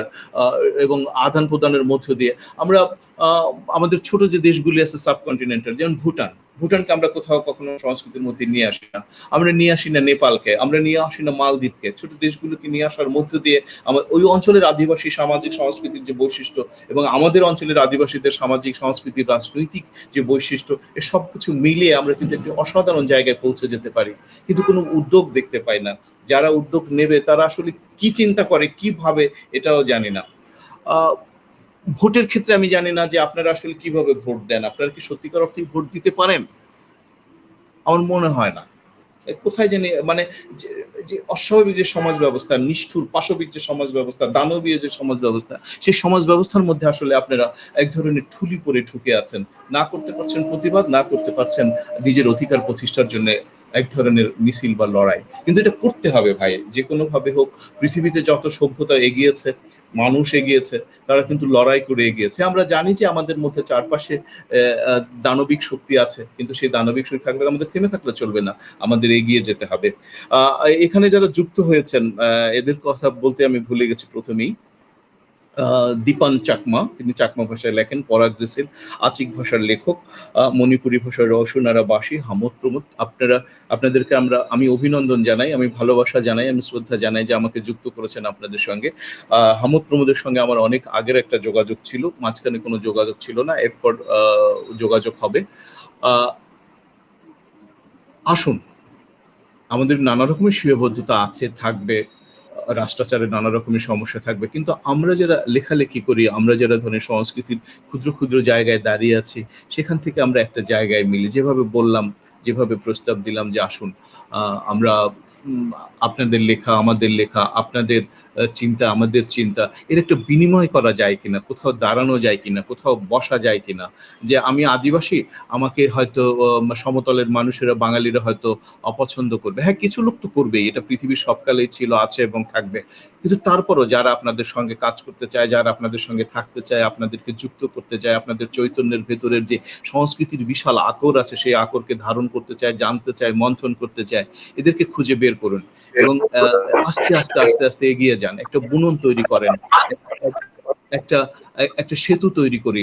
আমরা এই সেতুর মধ্য দিয়ে যে ফাঁক আছে, যে আমাদের মধ্যে যে পার্থক্য আছে, সে পার্থক্যটা ঘুচিয়ে ফেলে আমরা একটা নতুন একটি নির্মাণের দিকে যাই, একটা নতুন শিল্প সাহিত্য সংস্কৃতি, একটা যুদ্ধ বাস্তবতার ভিতরে প্রবেশ করি এবং এই বাংলাদেশকে টোটাল সংস্কৃতি নিয়ে আমরা এগিয়ে যাই। আমি কিন্তু এইটা খুব স্বপ্ন দেখি, এটা খুব কল্পনা করি। আমি তো এইটা দেখি যে ধরুন আদিবাসীদের প্রতি, আপনাদের প্রতি কিছু মানুষের যে আগ্রাসন থাকে, এরা আসলে বেয়াকুফ, এরা হচ্ছে নির্বোধ। এরা, আপনারা যে আমাদের এই রাষ্ট্র ব্যবস্থার কত বড় সম্পদ, এইটা ওরা বুঝতে পারে না। ওরা শুধু নগদটা দেখতে পায়, যে দখল করে নিতে পারলে, কাউকে হত্যা করতে পারলে, 2 কাঠা 5 কাঠা 10 কাঠা জমি নিতে পারলে, আপনাদের সংস্কৃতি থেকে উৎখাত করতে পারলে ওরা হয়তো খুব আনন্দ বোধ করে। কিন্তু আপনারা আমাদের এই জাতি সম্প্রদায়ের শ্রেষ্ঠ সম্পদ। আপনাদেরকে যদি আমরা সাজিয়ে রাখি, সেটা হচ্ছে এই রাষ্ট্র ব্যবস্থার সৌন্দর্য। আপনার ঘরটা, আপনার বাড়িটা, আপনার উঠোনটা, আপনার কৃষি ভূমিটা, এই সবকিছু মিলিয়ে আপনার মধ্যে যে নান্দনিকতা, আদিবাসীদের যে জীবনাচরণ, সেই জীবনাচরণ কিন্তু হতে পারে একটা অসাধারণ বিউটি, সৌন্দর্যের একটি মহত্তম উপকৌশল হতে পারে আপনাদের। সেই বিষয়গুলো ওরা চিন্তা করে না, ওরা ভাবে না। কিন্তু ওরা নাই ভাবুক, আমরা তো ভাবতে পারি যে আমাদের ভাই বন্ধু, আপনাদের সংস্কৃতি, আমাদের সংস্কৃতি, একই কথা বারবার বলছি এই কারণে যে আমি চাই আমরা সবাই মিলে একটি সুন্দর রাষ্ট্র ব্যবস্থা তৈরি করবার জন্য। 30টি আদিবাসী সম্প্রদায় আছে বাংলাদেশে। আমি ঠিক জানি না 30টির মতো, হিসাব নিকাশ করলে আপনারা এটা ভালো বলতে পারবেন, বুঝতে পারবেন। আপনারা মুক্তিযুদ্ধে অংশ নিয়েছেন, আপনাদের পিতারা, আপনার দাদা মহ, এবং মুক্তিযুদ্ধের মধ্য দিয়ে যে বাংলাদেশ গঠিত হয়েছে, তার অসম্ভব শ্রেষ্ঠ উত্তরাধিকারী আপনারা কেন পিছিয়ে থাকবেন? আপনাদের এগিয়ে আসতে হবে। যে বিষয়টা বলতে চেয়েছিলাম, যে 30টির বেশি আদিবাসীদের কতটা ভাষা আছে এবং সেই ভাষার কতটা বর্ণ আছে।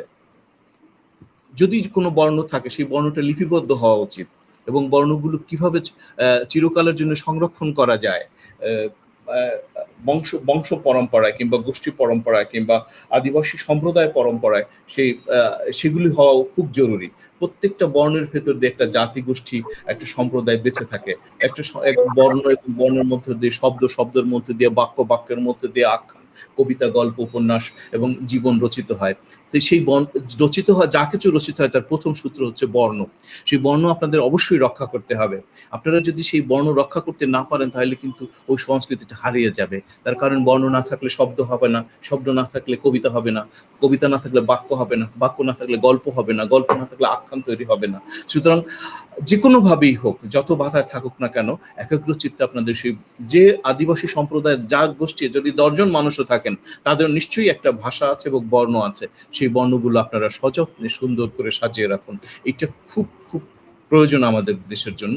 ওই যে বললাম যে আমাদের মাতৃভাষা ইনস্টিটিউটে এইরকম আমি শুনেছি কিছু কাজ করেছে, কিন্তু কি কাজ করেছে আমি জানি না, এবং হয়তো আপনারা জানেন কিনা আপনারা জানতে পারেন, কিন্তু আমি জানি না। এবং এই ঢাকা শহরে যারা যে সমস্ত শিল্প সাহিত্য সংস্কৃতির মানুষ কখনো কোনোদিন পরিচয় করিয়ে দেয়নি, বলেনি যে, দেখায়নি যে আমরা এই কাজটা করেছি আমাদের আদিবাসী সম্প্রদায়ের ভাষা এবং শব্দ এবং বর্ণ রক্ষা করবার জন্য। আপনারা এই কথাগুলো বলুন, আসুন এদেরকে বলুন, এই সুরম্য ভবন ভেঙে ফেলুন এবং বলুন যে আমরা সুরম্য ভবন চাই না, আমরা আমাদের অধিকার চাই, আমরা আমাদের ভাষা চাই, আমরা আমাদের, এবং এই আপনাদের ভাষার জন্যই তো আন্তর্জাতিক মাতৃভাষা ইনস্টিটিউট তৈরি করেছেন প্রধানমন্ত্রী শেখ হাসিনা, তাই না? তো এখন যদি সেইটা তৈরি না হয়, সেটা যদি যথার্থভাবে সংরক্ষিত না হয়, সেটা যদি যথার্থ কাজ না করে, তাহলে আমি সুরম্য ভবন দিয়ে কি করব? এই ভবনের তো প্রয়োজন নেই, আমার দরকার কাজ। আমার দরকার হচ্ছে আমার আদিবাসী সম্প্রদায়ের যে শিল্প, যে বোধ, যে রুচি, যে বর্ণমালা, যে সৌন্দর্য, যে সংস্কৃতি, এগুলো রক্ষা করা। সেটা যদি রক্ষা না হয়, তাহলে এগুলি দিয়ে কি হবে? সেই রক্ষা করার জন্য যা যা করা দরকার সেগুলি করেন। এই যে আয়োজনটা করেছেন, এটা কিন্তু খুব ভালো এবং আরো মানুষকে যুক্ত করেন আপনাদের সঙ্গে। আরো যুক্ত করেন, যুক্ত করে করে এই চিন্তাগুলো যে এই যে কথাগুলো হচ্ছে এই কথাগুলো নিয়ে বই করেন এবং এগুলো ছড়িয়ে দেন। প্রত্যেকটা অনুষ্ঠানের যে কথাগুলো হচ্ছে এগুলো ছড়িয়ে দেন এবং এগুলো থেমে থাকবেন না। এখন ভার্চুয়াল লাইভ হচ্ছে, আরো প্রতি সপ্তাহে করেন, প্রতিদিন করেন, প্রতি মাসে অনুষ্ঠানগুলো করেন এবং মানুষকে সচেতন করেন, জাগিয়ে তোলেন। প্রত্যেকের বন্ধ দরজায় আঘাত করেন, আঘাত করলেই দরজাটা খুলে যায়, আর যদি আঘাত না করেন তাহলে কিন্তু দরজা খোলে না। এটা খুলতে হবে আপনাদের এবং একসঙ্গে আমাদেরও, আপনারা এবং আমরা মিলেই এই বন্ধ দরজা খুলে আমাদের আদিবাসী এবং বাঙালি যে শিল্প সাহিত্য সংস্কৃতির ঐশ্বর্য আছে সেই ঐশ্বর্যকে আমরা ধারণ করব এবং একসঙ্গে এগিয়ে যাব। আপনাদের অনেক কল্যাণ কামনা করি। আবারও কৃতজ্ঞতা জানাই যে আমাকে যুক্ত করেছেন আপনাদের সঙ্গে। আপনারা প্রত্যেকেই খুব ব্যস্ত এবং আপনারা প্রত্যেকেই খুব জ্ঞানী, প্রত্যেকেই নিজের জায়গায় খুব প্রতিষ্ঠিত এবং শিল্প সাহিত্যের মানুষ। সেখানে আমি খুব সামান্য মানুষ, আমাকে যুক্ত করেছেন। আমি আবারও কৃতজ্ঞতা জানাই, ধন্যবাদ জানাই, অভিবাদন জানাই।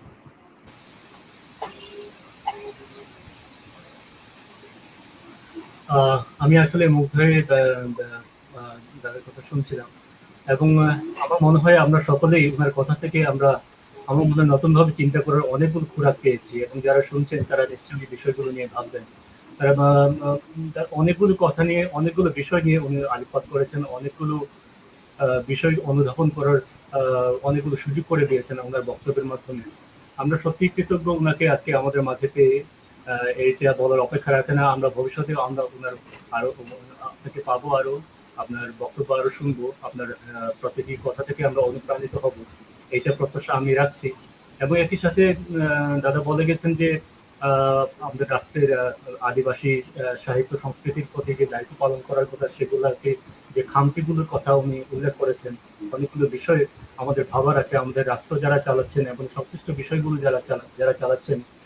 উনি শিশু একাডেমির কথা বলেছেন, বাংলা একাডেমির কথা উল্লেখ করেছেন, আন্তর্জাতিক মাতৃভাষা ইনস্টিটিউটের কথা উল্লেখ করেছেন। তারা যে দায়িত্বগুলো পালন করার কথা সেগুলো কতটুকু পালন করছেন, উনি সেই অবকাশগুলো, সেই বিষয়গুলো গভীরভাবে ভাবার অবকাশ আছে। আমাদের প্রত্যেকের যারা যারা এই বিষয়গুলোর সাথে সংশ্লিষ্ট তাদেরকে এই বিষয়গুলো নিয়ে ভাবতে হবে।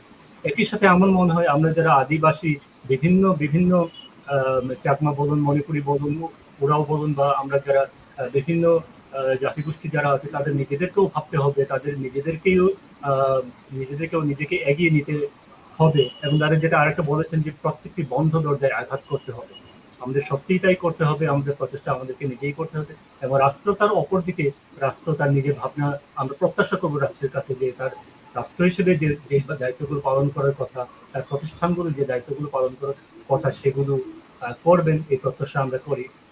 এবং দাদা আপনার কাছে আমরা সত্যি আবারও কৃতজ্ঞতা জানাই, আপনার বক্তব্য আরো শুনবো সেই প্রত্যাশা করি। এবং এই পর্যায়ে আমি একটু বিপম চাকমা দাদা আপনার কাছে একটু আসি, আপনার কথা আরো শুনবো, আপনার ভাবনাগুলোর কথা আরো একটু শুনতে চাই।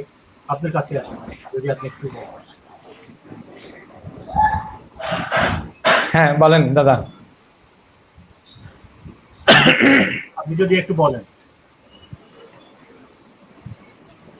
ধন্যবাদ রিপন দা। তো মনি ভাইয়ের কথা প্রসঙ্গেই বলি, মনি ভাই যে কথাগুলো বলছেন আসলে অত্যন্ত সুন্দর কথা বলেছেন এবং যুক্তিযুক্ত কথা বলেছেন যে যে আমাদের মাতৃভাষা ইনস্টিটিউট আছে, তারপরে আরো অন্যান্য প্রতিষ্ঠানগুলো আছে, তারপরে উনি বিরিশিরির কথা বলেছেন। ঠিক একই রকম প্রতিষ্ঠান কিন্তু আমাদের এখানেও আছে, যেমন রাঙামাটি, খাগড়াছড়ি, বান্দরবান, এই 3 জেলাতে আছে ক্ষুদ্র নৃগোষ্ঠীর সাংস্কৃতিক ইনস্টিটিউট বলা হচ্ছে এখন, যেগুলোকে বলা হতো উপজাতীয় সাংস্কৃতিক ইনস্টিটিউট। তো এরকম কক্সবাজারে আছে, সিলেটে আছে জানি, আরো রাজশাহীতে বোধহয় আছে। এরকম বাংলাদেশে প্রায় বোধহয় 8-10টির মতো প্রতিষ্ঠান আছে যেগুলো স্বায়ত্তশাসিত। কিন্তু আসলে স্বায়ত্তশাসিত হলেও এগুলো আমাদের বাংলাদেশের প্রতিষ্ঠানগুলোর অবস্থা তো আপনি জানেনই, কোথাও না কোথাও একটা নিয়ন্ত্রণ থাকেই। তো নিয়ন্ত্রণ থাকবেই, এটা স্বাভাবিক। কিন্তু বিষয়টা হচ্ছে এখন আমার যতদূর আছে ধারণা আছে, বা আসলে সবগুলো হচ্ছে আমার পক্ষে আসলে বলাও সম্ভব না, যেহেতু সরকারি চাকরি করি, সেটাও একটা বিষয়। তারপরে বলি, বিষয়টা হচ্ছে এরকম যে ওইসব প্রতিষ্ঠানগুলোতে যারা আসলে বিশেষ করে ঢাকার কথাই বলি আমি, যারা চাকরি করতে যায় তারা কিন্তু চাকরি করতে যায়, তারা কিন্তু সেখানে কাজ করতে যায় না। তো আপনি যদি একটা প্রতিষ্ঠানে আপনি কাজ করতে যান সেটা আলাদা বিষয়, কিন্তু আর যদি চাকরি করতে যান সেটা আলাদা বিষয়। চাকরিটা আপনি করবেন যে আপনার ওই রুজি রোজগারের জন্য। কিন্তু আপনি যদি কাজ করতে যান তখন কিন্তু আপনি সেখানে মন প্রাণ ঢেলে দিয়ে সেখানে কাজ করবেন। তো বিষয়টা হচ্ছে সেটাই। তা এখন আমাদের বিশেষ করে ঢাকা কেন্দ্রিক যে সব প্রতিষ্ঠানগুলো থাকে সেগুলোতে অনেকটা বিষয়গুলো সেরকমই হয় যে আমরা প্রতিযোগিতায় থাকি, যেহেতু সবাই ঢাকার মধ্যে থাকতে চাই। হ্যাঁ, কাজ করার মানসিকতা নিয়ে কয়জন আমরা এইসব প্রতিষ্ঠানগুলোতে যাওয়ার আগ্রহ প্রকাশ করি বা সেখানে যাওয়ার সুবিধায় বা কয়জনের আছে, এগুলো এগুলো হচ্ছে আসলে বিবেচ্য বিষয়। তো এগুলো বাইরে থেকে আসলে কেউ এগুলো নিয়ে খুব কথাও বলে না বা এগুলো নিয়ে প্রশ্নও কখনো তোলে না বা এগুলো নিয়ে প্রশ্ন করারও চেষ্টা করে না যে এগুলোতে আসলে এই কি উদ্দেশ্য নিয়ে একটা প্রতিষ্ঠান প্রতিষ্ঠা করা হয়েছে এবং সেটা কি করছে। তা আমরা যদি আমাদের সুশীল সমাজের কাছ থেকে যদি এসব প্রশ্নগুলো পেতাম, যেমন মনি ভাইরা আছেন, আমাদের যে বুদ্ধিবৃত্তিক মানুষগুলো আছেন, ওনারা যদি এসব প্রশ্নগুলো করতেন, তাহলে বোধহয় এসব প্রতিষ্ঠানগুলো নিশ্চয়ই একটা তাদের কোনো একটা কি বলবো, অনেকটা জবাবদিহিতার কথা এরকম একটা থাকতো আর কি। তো আসলে আমরাও কখনো প্রশ্ন তুলি না বা ওনারাও কখনো সেগুলোর জবাব দেওয়ার জন্য আগ্রহ প্রকাশ করেন না। তো বিষয়টা হচ্ছে এইটাই, যে ওখানে যারাই যাচ্ছে দেখা যাচ্ছে বিভিন্ন জন হয়তো বিভিন্ন ইয়াতে যাচ্ছে যে ওনারা চাকরি করার জন্য যাচ্ছে, ওখানে ওখানে কাজ করার জন্য যাওয়ার লোক একেবারেই নাই বললেই চলে। তো সুতরাং বিষয়গুলো তো সেরকমই হবে। তো আমার মনে হয় এগুলোতে আরো আমাদের দেশে যে সমস্যা, সেটা যোগ্য জায়গায় আমরা কখনোই যোগ্য মানুষকে যেতেও দেখি না বা তাদেরকে নেওয়াও হয় না, সেটাও একটা বিষয়। কিন্তু তা আমাদের যোগ্য জায়গায় যদি যোগ্য লোকগুলো থাকতো তাহলে ওনারা অবশ্যই সেই কাজগুলো সেভাবে করতেন। যদিও বা সবখানেই কিছু সীমাবদ্ধতা থাকে, সেই সীমাবদ্ধতাগুলো আমরা অতিক্রম করে যেতাম আর কি, নিজেদের কি বলবো এই যে কর্মদক্ষতার গুণে। তো যাক, আমি আশা করবো এরকম প্রতিষ্ঠানগুলো যেগুলো আছে এগুলো যদিও স্বায়ত্তশাসিত প্রতিষ্ঠান, এগুলো নিজেদের মতোই করে এগুলোকে নিজেদের সাধ্যের ভিতর থেকে এই কাজগুলো করার চেষ্টা করবে আর কি। তাহলে হয়তো দেখা যাচ্ছে এখানে মাতৃভাষা ইনস্টিটিউটে আমি জানি না যে এখানে রিসার্চার কতজন থাকতে পারে বা কয়জন কাজ করতে পারে বা এই বাবদ সেখানে কোনো বরাদ্দ থাকে কিনা বা কোনো প্রকল্প গ্রহণ করা হয় কিনা যে বাংলাদেশের কতগুলো ছোট ছোট জনগোষ্ঠীর ভাষা আছে, এগুলোর উন্নয়নে আমরা কি পদক্ষেপ নিতে পারি, এই ধরনের কোনো কর্মকাণ্ড সেখানে করা হয় কিনা বা পরিকল্পনার মধ্যে থাকে কিনা, নাকি শুধুমাত্র যে একটা বছরের বাজেটের মধ্যে যে এই বছর মানে কিভাবে চাকরিজীবীদের যারা সেখানে কাজ করছে তাদের এই পরিমাণ বেতন, এই পরিমাণ উৎসব ভাতা, এই পরিমাণ যাতায়াত ভাতা, এই নিয়েই বাজেট শেষ হয়ে যায়। তো যাক, আমি আশা করব এই প্রশ্নগুলো আমরা যারা সাধারণ মানুষ আছি, যারা তারাও যেমন করবে, সুশীল সমাজের পক্ষ থেকেও এগুলো আসবে, আমাদের বুদ্ধিভিত্তিক যে সমাজ আছে সেই সমাজ থেকেও এগুলো আসতে হবে। আসলে এরকম যদি প্রশ্ন উত্থাপিত হয় তাহলেই হয়তো দেখা যাবে যে এখান থেকে কিছু কাজ আমরা আদায় করে নিতে পারছি।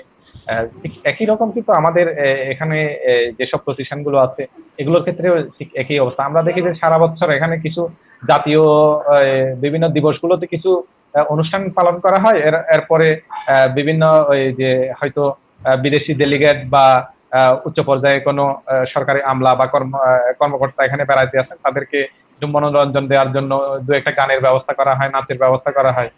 এগুলো ছাড়া আর তেমন আর কিছু হয় বলে আমি মানে কি বলবো, আমি দেখি না যে এখান থেকে একটা গবেষণা পত্রিকা হয় একটা বা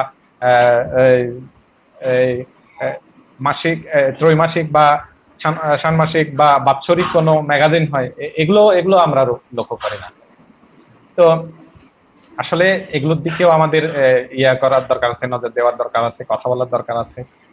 আবার যেখান থেকে আমরা পারি সেগুলো আসলে আমাদের কথা বলা উচিত সব পক্ষ থেকে। তারপরে বলবো যে হ্যাঁ, আপনি আসলে যথার্থই বলেছেন যে দরজায় নক করতে হবে। সেটা একটা অবশ্যই গুরুত্বপূর্ণ বিষয় যে আমাদেরকে অবশ্যই দরজায় নক করতে হবে, এবং দরজা যদি খুলে যায় আবার দরজার ভিতরে যিনি বসে আছেন ওনাকেও আবার বেরিয়ে আসার সদিচ্ছাটাও আবার দেখাতে হবে। সেটাও একটা বিষয়। তা আমরা এদিক থেকে মনি ভাইদের প্রতি আমাদের উদাত্ত আহ্বান থাকবে যে আমরা যেমন কথা বলবো, আমাদেরকে কথা বলার জন্য আপনারা যেমন সাহস দিবেন, আবার আমাদের সাথে বেরিয়ে এসেও একটু আপনারা যদি সাহস দেন, দু একটা কথা লোক সম্মুখে বলেন, তাহলে আমরা আরো আশা করি আমাদের সাহিত্য নিয়ে, শুধু আমাদের সাহিত্য না, আমরা আমাদের সাহিত্যের পাশাপাশি বাংলা সাহিত্যকেও সমৃদ্ধ করার পিছনে আমরা অবদান রাখতে পারবো আর কি। তো এই হচ্ছে আমার বক্তব্য।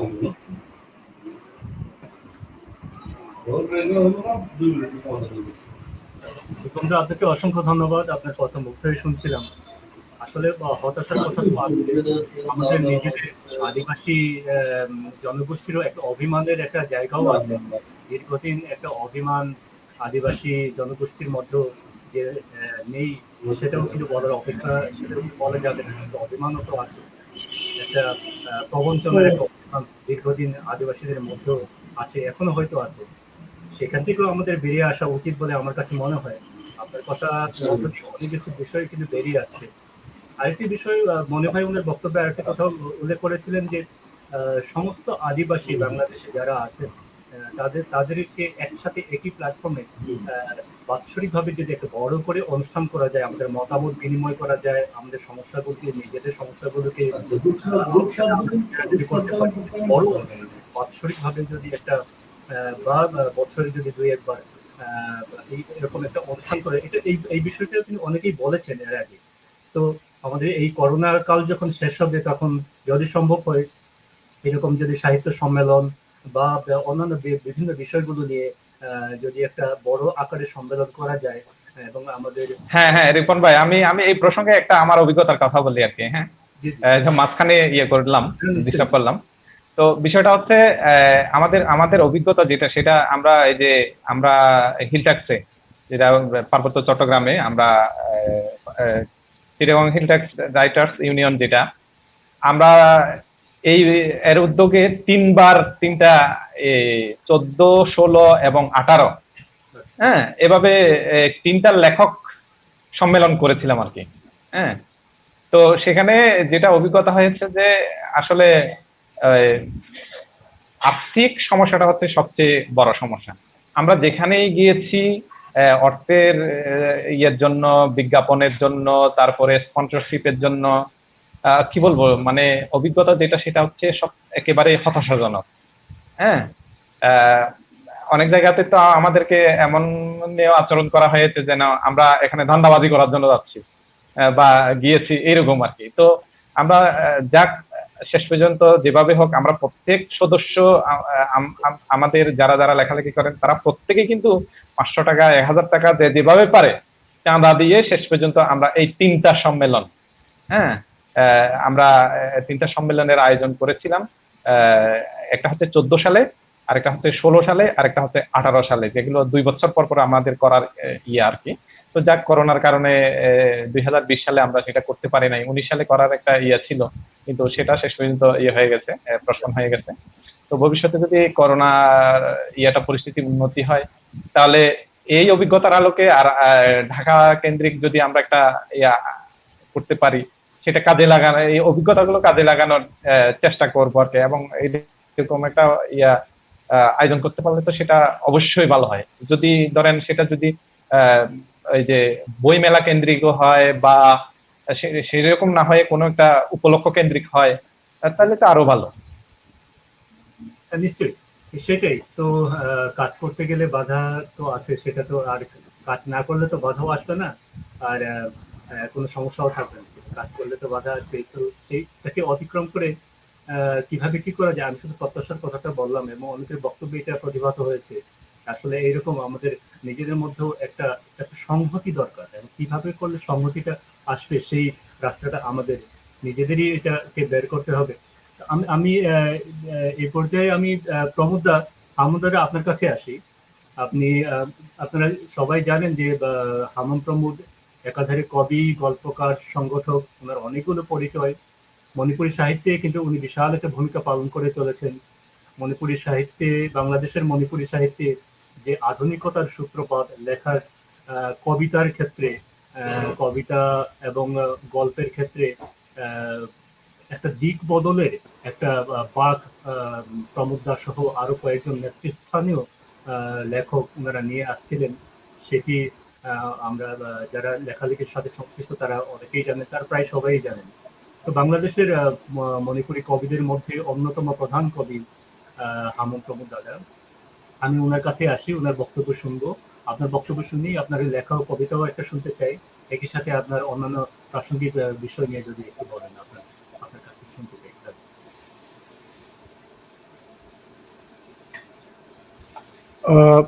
আচ্ছা, ধন্যবাদ রিপন। না, আমি আজকে একটু টেকনিক্যালি এবং কিতে করার জন্য আসছি, তো খুব বেশি প্রিপারেশন ওরকম মানসিকতা বা কি নেই। তো যাই হোক, আমার পুরনো একটি কবিতা মণিপুরিতে লেখা, কিন্তু আমরা বাংলায় অনুবাদ করেছেন আমার বন্ধুবর শ্যাম নিরঞ্জন। তো আমি বাংলা কবিতায় আমি পড়তেছি, মণিপুরীর নাম হলো অনাতেনব। জাস্ট দু লাইনটা আমি বলি, সেটা হলো যে কবিতার নাম অনাতেনব। হাইরামিনাংনা নোমা আখনি কেদৌনুংসু কাউনারই ওয়াসাকনাখে আখনি লাংলা আমাদের লাইবিনানি। বাংলা বিপ্রতীপ। বলেছিলে ভুলব না এ জীবনে আমরা আমাদের, প্রতিজ্ঞা করেছিলে ভালোবাসার সুতুই বাঁধব দুজন। শুয়ে শুয়ে ভাবি আমি সেই অচল শপথের কথা, হৃদয়ের গভীর খচখচে করে ওঠে অচেনা ব্যথা। একদিন আমি বলেছিলাম লক্ষ্মী সরস্বতী চন্ডী বেহুলার ধারা তুমি, তুমিও বলেছিলে রাধা কৃষ্ণ খাম্বথৈবীর অমর কাহিনী। কিন্তু আজ রাধা কৃষ্ণে খাম্বথৈবীতে দূরত্ব সৃষ্টি হচ্ছে ক্রমশ। চেতনার চারিদিকে এক রহস্যি সামনে দাঁড়িয়ে আছে এক দুরন্ত মহিষ। হিংস্র কুকুরের গর্জন ভেসে আছে ইথারি ইথারি। পলায়ন পরে মা কালীর ভুলের মাসুল দিচ্ছে রক্তাক্ত জিহ্বা। অর্থাৎ হঠাৎ কোথা থেকে যেন পালিয়ে এলো সম্পূর্ণ বিবস্ত্র হয়ে সীতা, দ্রৌপদী, মাইনু পেমচা এই উন্মুক্ত ময়দানে। আর অন্ধ গহ্বরে আত্মধিক্কারে হাতড়াতে থাকে দেবরাজ ইন্দ্র, জিউস, পাখাংবা, মহাদেব, রাবণ, দুর্যোধন আর নংবানের দুচুকিয়াস অশ্রুসিক্ত ক্লিওপেট্রা, মোনালিসা চন্দ্রম্বীর হাসিতে প্রশান্তি খুঁজতে গিয়ে দেখি ছুপ ছুপ রক্তে রঞ্জিত হয়ে আছে স্তনাগ্র থেকে নাভিমূল। কে তুমি বসে আছো পুষ্পরথে? হৃদয়ের স্পন্দনে তুমি কি বিচলিত নও? একবার তাকিয়ে দেখো চেতনার শাশ্বতে, বলে যাও একবার কে কে তুমি? আমি ভঙ্গি পরিবর্তন করে শুয়ে থাকি আবার পুনরায়। ধন্যবাদ সবাইকে।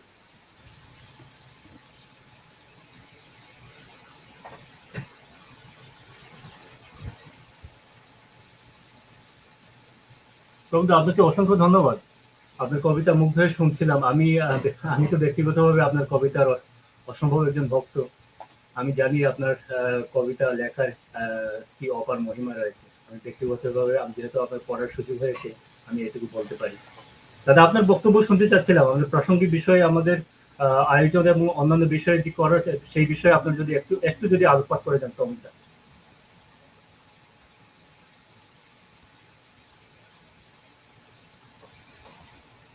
প্রমোদা শুনছেন?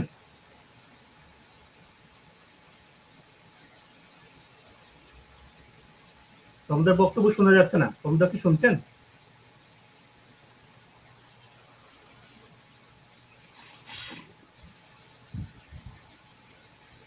আচ্ছা, ঠিক আছে, আমরা প্রমোদার কাছে আরেকটু পরে যাই। দাদার কাছে আরেকটু পরে যাই। আমি এবার দিদি, রওশনরা দিদি, আপনার কাছে আসি। আপনার বক্তব্য শুনবো, আরো কথামালা শুনবো, একই সাথে আপনার কবিতা আরো শুনতে চাই। এবার আপনার কাছে আসি, রওশনরা দিদি।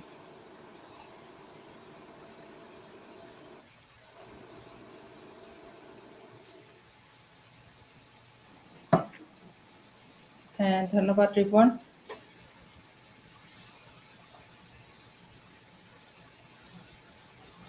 20শে আগস্ট আমাদের মাতৃভাষা মণিপুরী মাতৃভাষা দিবস পালিত হলো। মাতৃভাষা দিবস নিয়ে আমার লেখা একটি কবিতা পাঠ করব।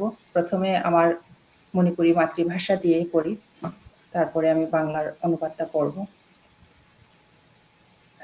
আমার কবিতার শিরোনাম ꯑꯩꯒꯤ ꯈꯣꯏꯊꯨꯝꯅꯔꯕ ꯏꯃꯥꯂꯣꯟ ꯄꯂꯦꯝ ꯏꯃꯥꯕꯨ ꯊꯃꯣꯏ ꯁꯦꯡꯅ ꯅꯨꯡꯁꯤꯖꯩ ꯏꯃꯥꯒꯤ ꯂꯣꯟ ꯃꯩꯇꯩꯂꯣꯟꯕꯨꯁꯨ ꯑꯩꯒꯤ ꯑꯋꯥ ꯅꯨꯡꯉꯥꯏꯒꯤ ꯄꯣꯊꯥꯐꯝꯅꯤ ꯂꯣꯟꯁꯤꯅ ꯑꯉꯥꯡ ꯅꯋꯥ ꯑꯣꯏꯔꯤꯉꯩ ꯅꯥꯎꯁꯨꯝ ꯏꯁꯩ ꯁꯛꯇꯨꯅ ꯁꯨꯝꯕꯤꯈꯤꯕꯅꯤ ꯏꯃꯥꯅ ꯑꯩꯕꯨ ꯉꯁꯤꯁꯨ ꯅꯥꯄꯗ ꯌꯩꯔꯤ ꯅꯥꯎꯁꯨꯝ ꯏꯁꯩꯒꯤ ꯈꯣꯟꯖꯦꯜꯗꯨ ꯂꯣꯟꯁꯤꯅ ꯅꯣꯛꯆꯩ ꯂꯣꯟꯁꯤꯅ ꯀꯞꯆꯩ ꯊꯃꯣꯏꯒꯤ ꯑꯄꯦꯟꯕ ꯍꯔꯥꯎꯕ ꯅꯨꯡꯉꯥꯏꯕ ꯈꯨꯗꯤꯡ ꯄꯦꯟꯅ ꯐꯣꯡꯗꯣꯛꯆꯐꯝ ꯑꯣꯏꯔꯤꯕ ꯑꯩꯒꯤ ꯄꯥꯝꯖꯔꯕ ꯏꯃꯥꯂꯣꯟ ꯍꯦ ꯃꯅꯤꯄꯨꯔꯤ ꯂꯣꯟ ꯑꯩꯒꯤ ꯈꯣꯏꯊꯨꯝꯅꯔꯕ ꯏꯃꯥꯂꯣꯟ ꯂꯥꯛꯂꯣ ꯍꯦ ꯄꯂꯦꯝ ꯏꯃꯥꯒꯤ ꯄꯥꯔꯤ ꯃꯃꯣꯝꯁꯤꯡ ꯏꯃꯥꯂꯣꯟꯕꯨ ꯆꯦꯛꯁꯟꯅ ꯉꯥꯛ ꯁꯦꯜꯂꯁꯤ ꯊꯃꯣꯏꯗ ꯏꯃꯥꯂꯣꯟ ꯅꯨꯡꯁꯤꯕꯒꯤ ꯑꯅꯧꯕ ꯏꯅꯣꯠ ꯍꯥꯞꯂꯁꯤ ꯇꯨꯡꯒꯤ ꯍꯧꯔꯛꯂꯤꯕ ꯆꯥꯗꯥ ꯅꯧꯗꯥꯁꯤꯡꯗ ꯏꯃꯥꯂꯣꯟꯗꯒꯤ ꯍꯦꯟꯕ ꯂꯩꯇꯦ ꯈꯪꯍꯟꯕꯒꯤ ꯑꯃꯠꯇ ꯑꯣꯏꯕ ꯐꯤꯔꯦꯞ ꯂꯧꯔꯁꯤ ꯑꯗꯨꯕꯨ ꯉꯁꯤꯗꯤ ꯌꯥꯝꯅ ꯏꯀꯥꯏꯕ ꯐꯥꯎꯏ ꯊꯃꯣꯏꯗ ꯄꯦꯟꯗꯕꯒꯤ ꯃꯃꯤ ꯇꯥꯔꯛꯂꯤ ꯀꯔꯤꯒꯤꯅꯣ ꯏꯃꯥꯂꯣꯟꯕꯨ ꯀꯥꯎꯕ ꯉꯝꯂꯛꯂꯤꯕ ꯀꯔꯤꯒꯤ ꯍꯣꯡꯂꯛꯂꯤ ꯏꯅꯥꯠꯀꯤ ꯐꯤꯖꯦꯠ ꯆꯛꯆꯥ ꯀꯔꯤꯒꯤ ꯀꯥꯎꯊꯣꯔꯛꯂꯤ ꯏꯁꯥꯒꯤ ꯏꯇꯤꯍꯥꯁ ꯉꯁꯤꯗꯤ ꯑꯩꯁꯤ ꯕꯤꯕꯥꯗꯤ ꯑꯣꯏꯔꯦ ꯑꯩꯈꯣꯏꯒꯤ ꯏꯃꯥꯂꯣꯟ ꯏꯄꯥ ꯏꯄꯨꯒꯤ ꯐꯤꯖꯦꯠ ꯆꯛꯆꯥ ꯑꯩꯈꯣꯏꯒꯤ ꯑꯔꯤꯕ ꯏꯇꯤꯍꯥꯁ ꯀꯟꯗꯕ ꯌꯥꯗꯦ ꯈꯜꯂꯛꯂꯦ ꯅꯥꯠꯀꯤ ꯐꯤꯖꯣꯜ ꯐꯅꯦꯛ ꯏꯟꯅꯐꯤ ꯀꯥꯡꯊꯣꯟ ꯐꯤꯗꯥ ꯕꯕꯥꯅ ꯌꯦꯅꯈꯥꯗ ꯊꯥꯕ ꯃꯀꯥ ꯐꯟꯕ ꯍꯪꯒꯥꯝ ꯄꯂꯦꯝ ꯏꯃꯥꯅ ꯊꯣꯡꯕ ꯎꯇꯤ ꯏꯔꯣꯟꯕ ꯑꯩꯒꯤ ꯅꯥꯛ ꯌꯦꯛꯇ ꯉꯥꯟꯊꯣꯏꯗꯨꯅ ꯑꯩꯕꯨ ꯄꯨꯛꯅꯤꯡ ꯊꯧꯒꯠꯀꯅꯤ ꯄꯨꯛꯅꯤꯡ ꯊꯧꯒꯠꯄꯤꯒꯅꯤ ꯑꯩꯒꯤ ꯅꯨꯡꯁꯤꯔꯕ ꯏꯃꯥꯂꯣꯟꯅ ꯃꯇꯝ ꯆꯨꯞꯄ ꯉꯥꯟꯊꯣꯏꯗꯨꯅ ꯂꯩꯔꯁꯅꯨ ꯊꯋꯥꯟꯃꯤꯆꯥꯛꯀꯨꯝ ꯑꯩꯒꯤ ꯂꯣꯟ ꯑꯩꯒꯤ ꯅꯥꯠ ꯖꯨꯛ ꯖꯨꯛ ꯀꯌꯥ মালেম লেইমনে লেইরি মাখাই এখন বাংলায় পড়ব আমার মিষ্টি মধুর মায়ের ভাষা আমি মাকে ভালোবাসি তাই ভালোবাসি মায়ের ভাষাকে যে ভাষাতে আমার সুখ দুঃখের স্বপ্ন মাখা যে ভাষাতে গান শুনিয়ে মা আমায় ঘুম পাড়াতো স্নেহ জড়ানো আদর মাখা গানগুলো এখনো কানে বাজে যে ভাষাতে হাসি কাঁদে আর সান্ত্বনা খুঁজি এ যে আমার মাতৃভাষা আমার মিষ্টি মধুর মাতৃভাষা এসো মায়ের সন্তানেরা মাতৃভাষাকে আরেকটু যত্ন করতে শিখি মায়ের ভাষাকে হৃদয় থেকে অনুভব করি আমার সন্তান আর সন্তানের সন্তানকে এর গুরুত্ব অবগত করি তবে আমি লজ্জিত আমি শঙ্কিত আমি এখন ভুলে যেতে বসেছি প্রিয় মাতৃভাষা ভুলে যেতে বসেছি নিজের ইতিহাস ঐতিহ্য না এবার আমার মন ভীষণ প্রতিবাদী হয়ে উঠেছে আমার ভাষা আমার আশা আমার সংস্কৃতি আমার পোশাক আমার ঐতিহ্যকে আমি বাঁচিয়ে রাখবো এটা আমার গৌরব এটাই আমার অহংকার আমার ঐতিহ্যবাহী ফনেক ইন্নাফি কাংথল ফিদা মায়ের হাতের রান্না করা উতি ইরম্বা আমাকে উৎসাহ যোগাবে চিরচেনা মাতৃভাষার মধুর বলি আমার ভাষা আমার সংস্কৃতি চির উজ্জ্বল হয়ে থাক যুগ যুগান্তর সবাইকে ধন্যবাদ ধন্যবাদ রোশনারা বাসী খুদেইবাম আমি মুক্তচিত্তে শুনছিলাম আপনার কবিতা তো যাই হোক আমরা সময় অনেক গড়িয়ে গেছে আমাদের এই আলাপচারিতা আমরা এখন এই পর্যায়ে বিপমদার কাছে যাব বিপম চাকমা ওনার কাছে যাওয়ার আগে আমি একটু বলে নিই রিপম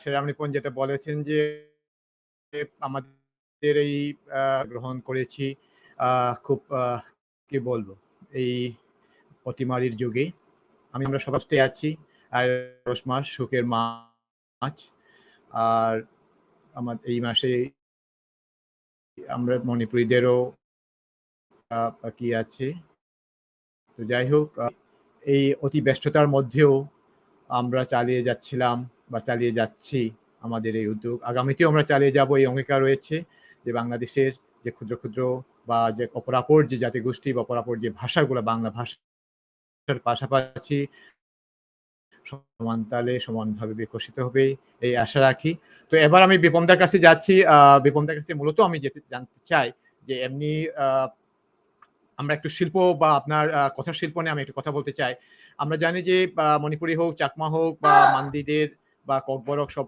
জায়গায় কবিতা বা কাব্য গ্রন্থের একটু বেশি পরিমাণ দেখা যায় কিন্তু কথা শিল্প খুবই কম তো আমাদের শ্রদ্ধেয় আখতারুজ্জামান স্যারও বলেছেন অনেক আগেই যে চাকমা ভাষার একটা কি চাই, উপন্যাস চাই। তো আমাদের সবার একটা কি থাকে যে কবিতা বা প্রবন্ধ দিয়ে আমাদের মন ভরে না। আমরা জানতে চাই যে আসলে গদ্য বা কথাশিল্পীর মাধ্যমে বা কথাশিল্পের মাধ্যমে আমাদের যে আখ্যানগুলা চলে আসুক এই পাদ প্রদীপে। তো এখানে কম চর্চিত হওয়া বা এখানে ওইভাবে অগ্রসর না হওয়ার পিছনে কারণটা কি? বা আপনি কিভাবে এলেন? বা আপনার এই যে বাংলা এবং চাকমা ভাষা চর্চা করতে গিয়ে কথা সাহিত্যে আপনার যে কি বলবো অ্যাডভান্টেজ, আপনার কি ধরনের সুবিধা পান অথবা কি ধরনের অসুবিধা হন বা সমস্যা কি? ওইটা নিয়েও আমরা একটু আলোচনা করব আরকি। আমরা এবার যাচ্ছি বিপম চাকমার কাছে। ধন্যবাদ প্রমোদ দা। তো আসলে হ্যাঁ হ্যাঁ মনি ভাই কিছু বলছিলেন? হ্যাঁ, আমি একটু চলে যেতে চাই আপনাদেরকে রেখে। আমার একটু জরুরি কাজ আছে, যদি কিছু মনে না করেন তাহলে যাই। আপনারা ভালো থাকুন, সুন্দর থাকুন, এবং যে কোনো প্রয়োজনে আমাকে যদি প্রয়োজন মনে করেন কখনো কোথাও আমাকে আমন্ত্রণ জানালে অবশ্যই আমি আপনাদের সঙ্গে যুক্ত থাকবো। ঠিক আছে? আচ্ছা, ধন্যবাদ মনি ভাই। ধন্যবাদ সবার পক্ষ থেকে, আবারও শুভেচ্ছা, শ্রদ্ধা। জি, ধন্যবাদ। ধন্যবাদ। ঠিক আছে, আপনার ওকে, বিপম দা আপনি কথা চালিয়ে যান। হ্যাঁ প্রমোদ দা, আচ্ছা ঠিক আছে। তো আপনি যেটা প্রশ্ন করেছেন আর কি আমাকে, তো এখানে অনেকগুলো আসলে প্রশ্ন জড়িত আছে, উত্তর জড়িত আছে। যেমন স্বাভাবিকভাবে মানুষ এই ছন্দবদ্ধ যে কবিতার দিকে সহজে মানুষের মন সহজে আকৃষ্ট হয়। হ্যাঁ, সে কারণে কবিতা অতি প্রাচীন, মানে মানুষের মনে যখন সুরের ছন্দের বিষয়গুলো চলে আসে তখনই সেখান থেকে কবিতার প্রতি ইয়া হয়। তো যাক, গদ্য অনেক আধুনিক বিষয়। তো গদ্য অনেক আধুনিক বিষয় এবং এটা লেখারও সময়ের প্রয়োজন। এক বসাতে একটা হয়তো কবিতা লেখা যায়, কিন্তু এক বসাতে একটা গদ্য আসলে লেখা সম্ভব না। যে কারণে এবং এটা অনেক বেশি আধুনিক কালের একটা রূপ বা ফর্ম হওয়ার কারণে মানুষ এটা কম চর্চা করে আর কি, যেহেতু অনেক সময়ের প্রয়োজন, ধৈর্যের প্রয়োজন। হ্যাঁ, তো আমি আসলে যখন দেখলাম যে কবিতা তো অনেকেই লিখছে, তো আসলে গদ্য যদি আপনি না লিখেন, গদ্য যদি আপনি চর্চা না করেন, তাহলে আপনার ভাষা যেমন ডেভেলপ হবে না, আপনার ভাষাকে আপনার কিন্তু ডেভেলপ করার দরকার। তো আপনাকে ডেভেলপ করতে হলে আসলে গদ্যের মধ্য দিয়ে সেই চর্চাটা আপনাকে চালিয়ে যেতে হবে। এবং গদ্যের যদি আপনি একটা রাস্তা তৈরি করতে না পারেন, তাহলে আপনার ভাষার মধ্যে সেই গতিশীলতা আসবে না। তো সেই ইয়েটা চিন্তা করেই আমি কিন্তু এই গদ্য বা কথা সাহিত্যের দিকে ইয়া মুখ ঘুরিয়েছিলাম। স্বাভাবিকভাবেই আমাদের প্রত্যেক সাহিত্যিকই কিন্তু তার কবিতা দিয়েই তার ইয়েটা শুরু করেন, সাহিত্যিক জীবনটা শুরু করেন। আমিও সেভাবেই শুরু করেছি। অনেক কবিতা নিয়ে অনেক অনেক রাত জেগেছি। কিন্তু পরবর্তীতে চিন্তা করলাম যে না, গদ্যের দিকে একটু চেষ্টা করি, গদ্য কি করা যায়। তো সেই চিন্তা থেকে গদ্যের দিকেও একটু যাওয়া। আবার আরেকটা বিষয় আছে যে কিছু কিছু বিষয় আছে যেগুলোকে আসলে কবিতার মধ্যে সেভাবে প্রকাশ করা যায় না, সেভাবে বলাও যায় না, সেভাবে করাও যায় না। তো এগুলো করতে হলে আপনাকে অবশ্যই গদ্যে আসতে হবে। গদ্যের মাধ্যমে সেগুলোকে আপনার প্রকাশ করতে হবে, সেগুলোকে তুলে ধরতে হবে। আর না হলে আপনার কিন্তু সেগুলো আসলে প্রকাশ করা বা তুলে ধরা সম্ভব না। তো এটাও একটা বিষয়। তো যাক, যেহেতু বাংলার বিষয়ে বলতে পারি যে বাংলায় কেন আমি ইয়াটা লিখলাম। তো যেহেতু আমরা পড়ালেখা করেছি বাংলাতে, এখানে রাষ্ট্রীয় ভাষা বাংলা, আমাদেরকে দৈনন্দিন জীবনের সমস্ত কাজেই শুধুমাত্র আমাদের নিজেদের গণ্ডির মধ্যে কথাবার্তা বলা ছাড়া সমস্ত কাজে, অর্থাৎ আমার কি বলবো, আমার কর্মের সমস্ত কিছুতেই বাংলাকে আমার ইয়ে করতে হয়। আবার পড়ালেখাও করেছি বাংলাতে। হ্যাঁ, তো স্বাভাবিকভাবে এবং বাংলার যে একটা বৃহৎ পরিসর, হ্যাঁ, তা স্বাভাবিকভাবে একটা মানে নিজেদের অবস্থানকে প্রকাশ করতে হলে এবং বৃহৎ গোষ্ঠীর কাছে সেটাকে পৌঁছাতে হলে নিজেদের যে কথাগুলো, নিজেদের কণ্ঠস্বর পৌঁছাতে হলে আপনাকে অবশ্যই সেই মাধ্যমেই যেতে হবে। কারণ আমাদের বাংলাদেশের 16 কোটি মানুষের মধ্যে আগ্রহ ভরে কেউ আমার চাকমা ভাষায় ওগুলো পড়তে আসবে না বা জানার চেষ্টাও করবে না। তো স্বাভাবিকভাবে এই কারণেই আমি এগুলো বাংলাতে তুলে ধরার চেষ্টা করেছি। পরবর্তীতে চিন্তা করলাম না শুধু বাংলায় লিখলে হবে না, আমার নিজের মাতৃভাষাতেও সেগুলো লিখতে হবে। আমার মাতৃভাষার জন্য আমাকে এই কাজগুলো করে যেতে হবে। আমি যদি চেষ্টা না করি সেটা হয়তো আরেকজন এসে করবে, সেটা কখন করবে? হয়তো অনেক দেরিতে করবে। তাহলে আমি যদি করি তাহলে হয়তো দেখা যাবে 50 বছর আগে আমি শুরু করেছি, অথবা 20 বছর আগে শুরু করেছি, অথবা 10 বছর আগে শুরু করেছি। তাহলে আমি যেই রাস্তাটা আমি তৈরি করে দিয়ে যেতে পারবো বা কোনো রকমে শুরু করে দিয়ে যেতে পারবো, একেবারে সেটা মহাসড়ক না হোক, আমি তো শুরু করে দিয়ে যাচ্ছি, শুরু করে যেটাকে দিয়ে যেতে পারবো, অন্যেরা আসে সেটাকে একেবারে ফুলে ফলে ভরে তুলতে পারবে, অথবা সেটাকে মহাসড়কে পরিণত করতে পারবে, এরকম একটা বিষয় আর কি। তো আসলে কথা সাহিত্য না হলে আসলে পূর্ণতাটা আসে না, সেটা বিষয়। তো এরপরে যেটা আসতেছে সেটা হচ্ছে যেটা প্রতিবন্ধকতার কথা যেটা বলছেন সেটা তো আছেই। আমাদের বিশেষ করে বাংলাদেশে বাংলাতে যারা চর্চা করেন তাদের প্রতিবন্ধকতাও কম না। সেইখানে আমরা তো একেবারেই যেটা সংখ্যায় নগণ্য। হ্যাঁ, যেহেতু আমাদের ভাষার কোনো মার্কেট ভ্যালু নাই। হ্যাঁ, এটা কিন্তু বুঝতে হবে যে আমাদের ভাষার কোনো ব্যবহারিক একেবারে নিজেদের আত্মীয় স্বজন পরিবারের সাথে কথাবার্তা বলা ছাড়া, হ্যাঁ, এটার কোনো বাজার মূল্য নাই। হ্যাঁ, সামাজিক এটার কোনো চাহিদা, অর্থাৎ ওই যে দৈনন্দিন কথাবার্তা বলা ছাড়া এটার আর কোনো সামাজিক চাহিদা নাই। তাহলে আমি যে একটা বই লিখবো সেটা কে পড়বে, কে সেটাকে নাড়াচাড়া করবে, কে দেখবে, সেটা কিন্তু আমাকে চিন্তা করতে হয়। যেমন আমার অভিজ্ঞতার কথাই বলি, আমি আমার যে গদ্য যেটা গল্প গ্রন্থ, চাকমা ভাষায় লেখা প্রথম একক গল্প গ্রন্থ যেটা আজব সাপ প্রকাশ করেছি, আমি নিজের পয়সা খরচ করে প্রকাশ করেছি। কিন্তু এই যে 19 সালে সেটা প্রকাশিত হয়েছে, 19, 20 গেল, 21 যাচ্ছে, এর মধ্যে সবগুলো কপি দু একজনকে সৌজন্য কপি দেয়া ছাড়া অন্যগুলো সবগুলোই আমার কাছেই পড়ে আছে, বা আরেকজনের কাছে এগুলো ইয়ে করতে দিয়েছি যে সেল করার জন্য, দেখো ভাই সেল করা যায় কিনা।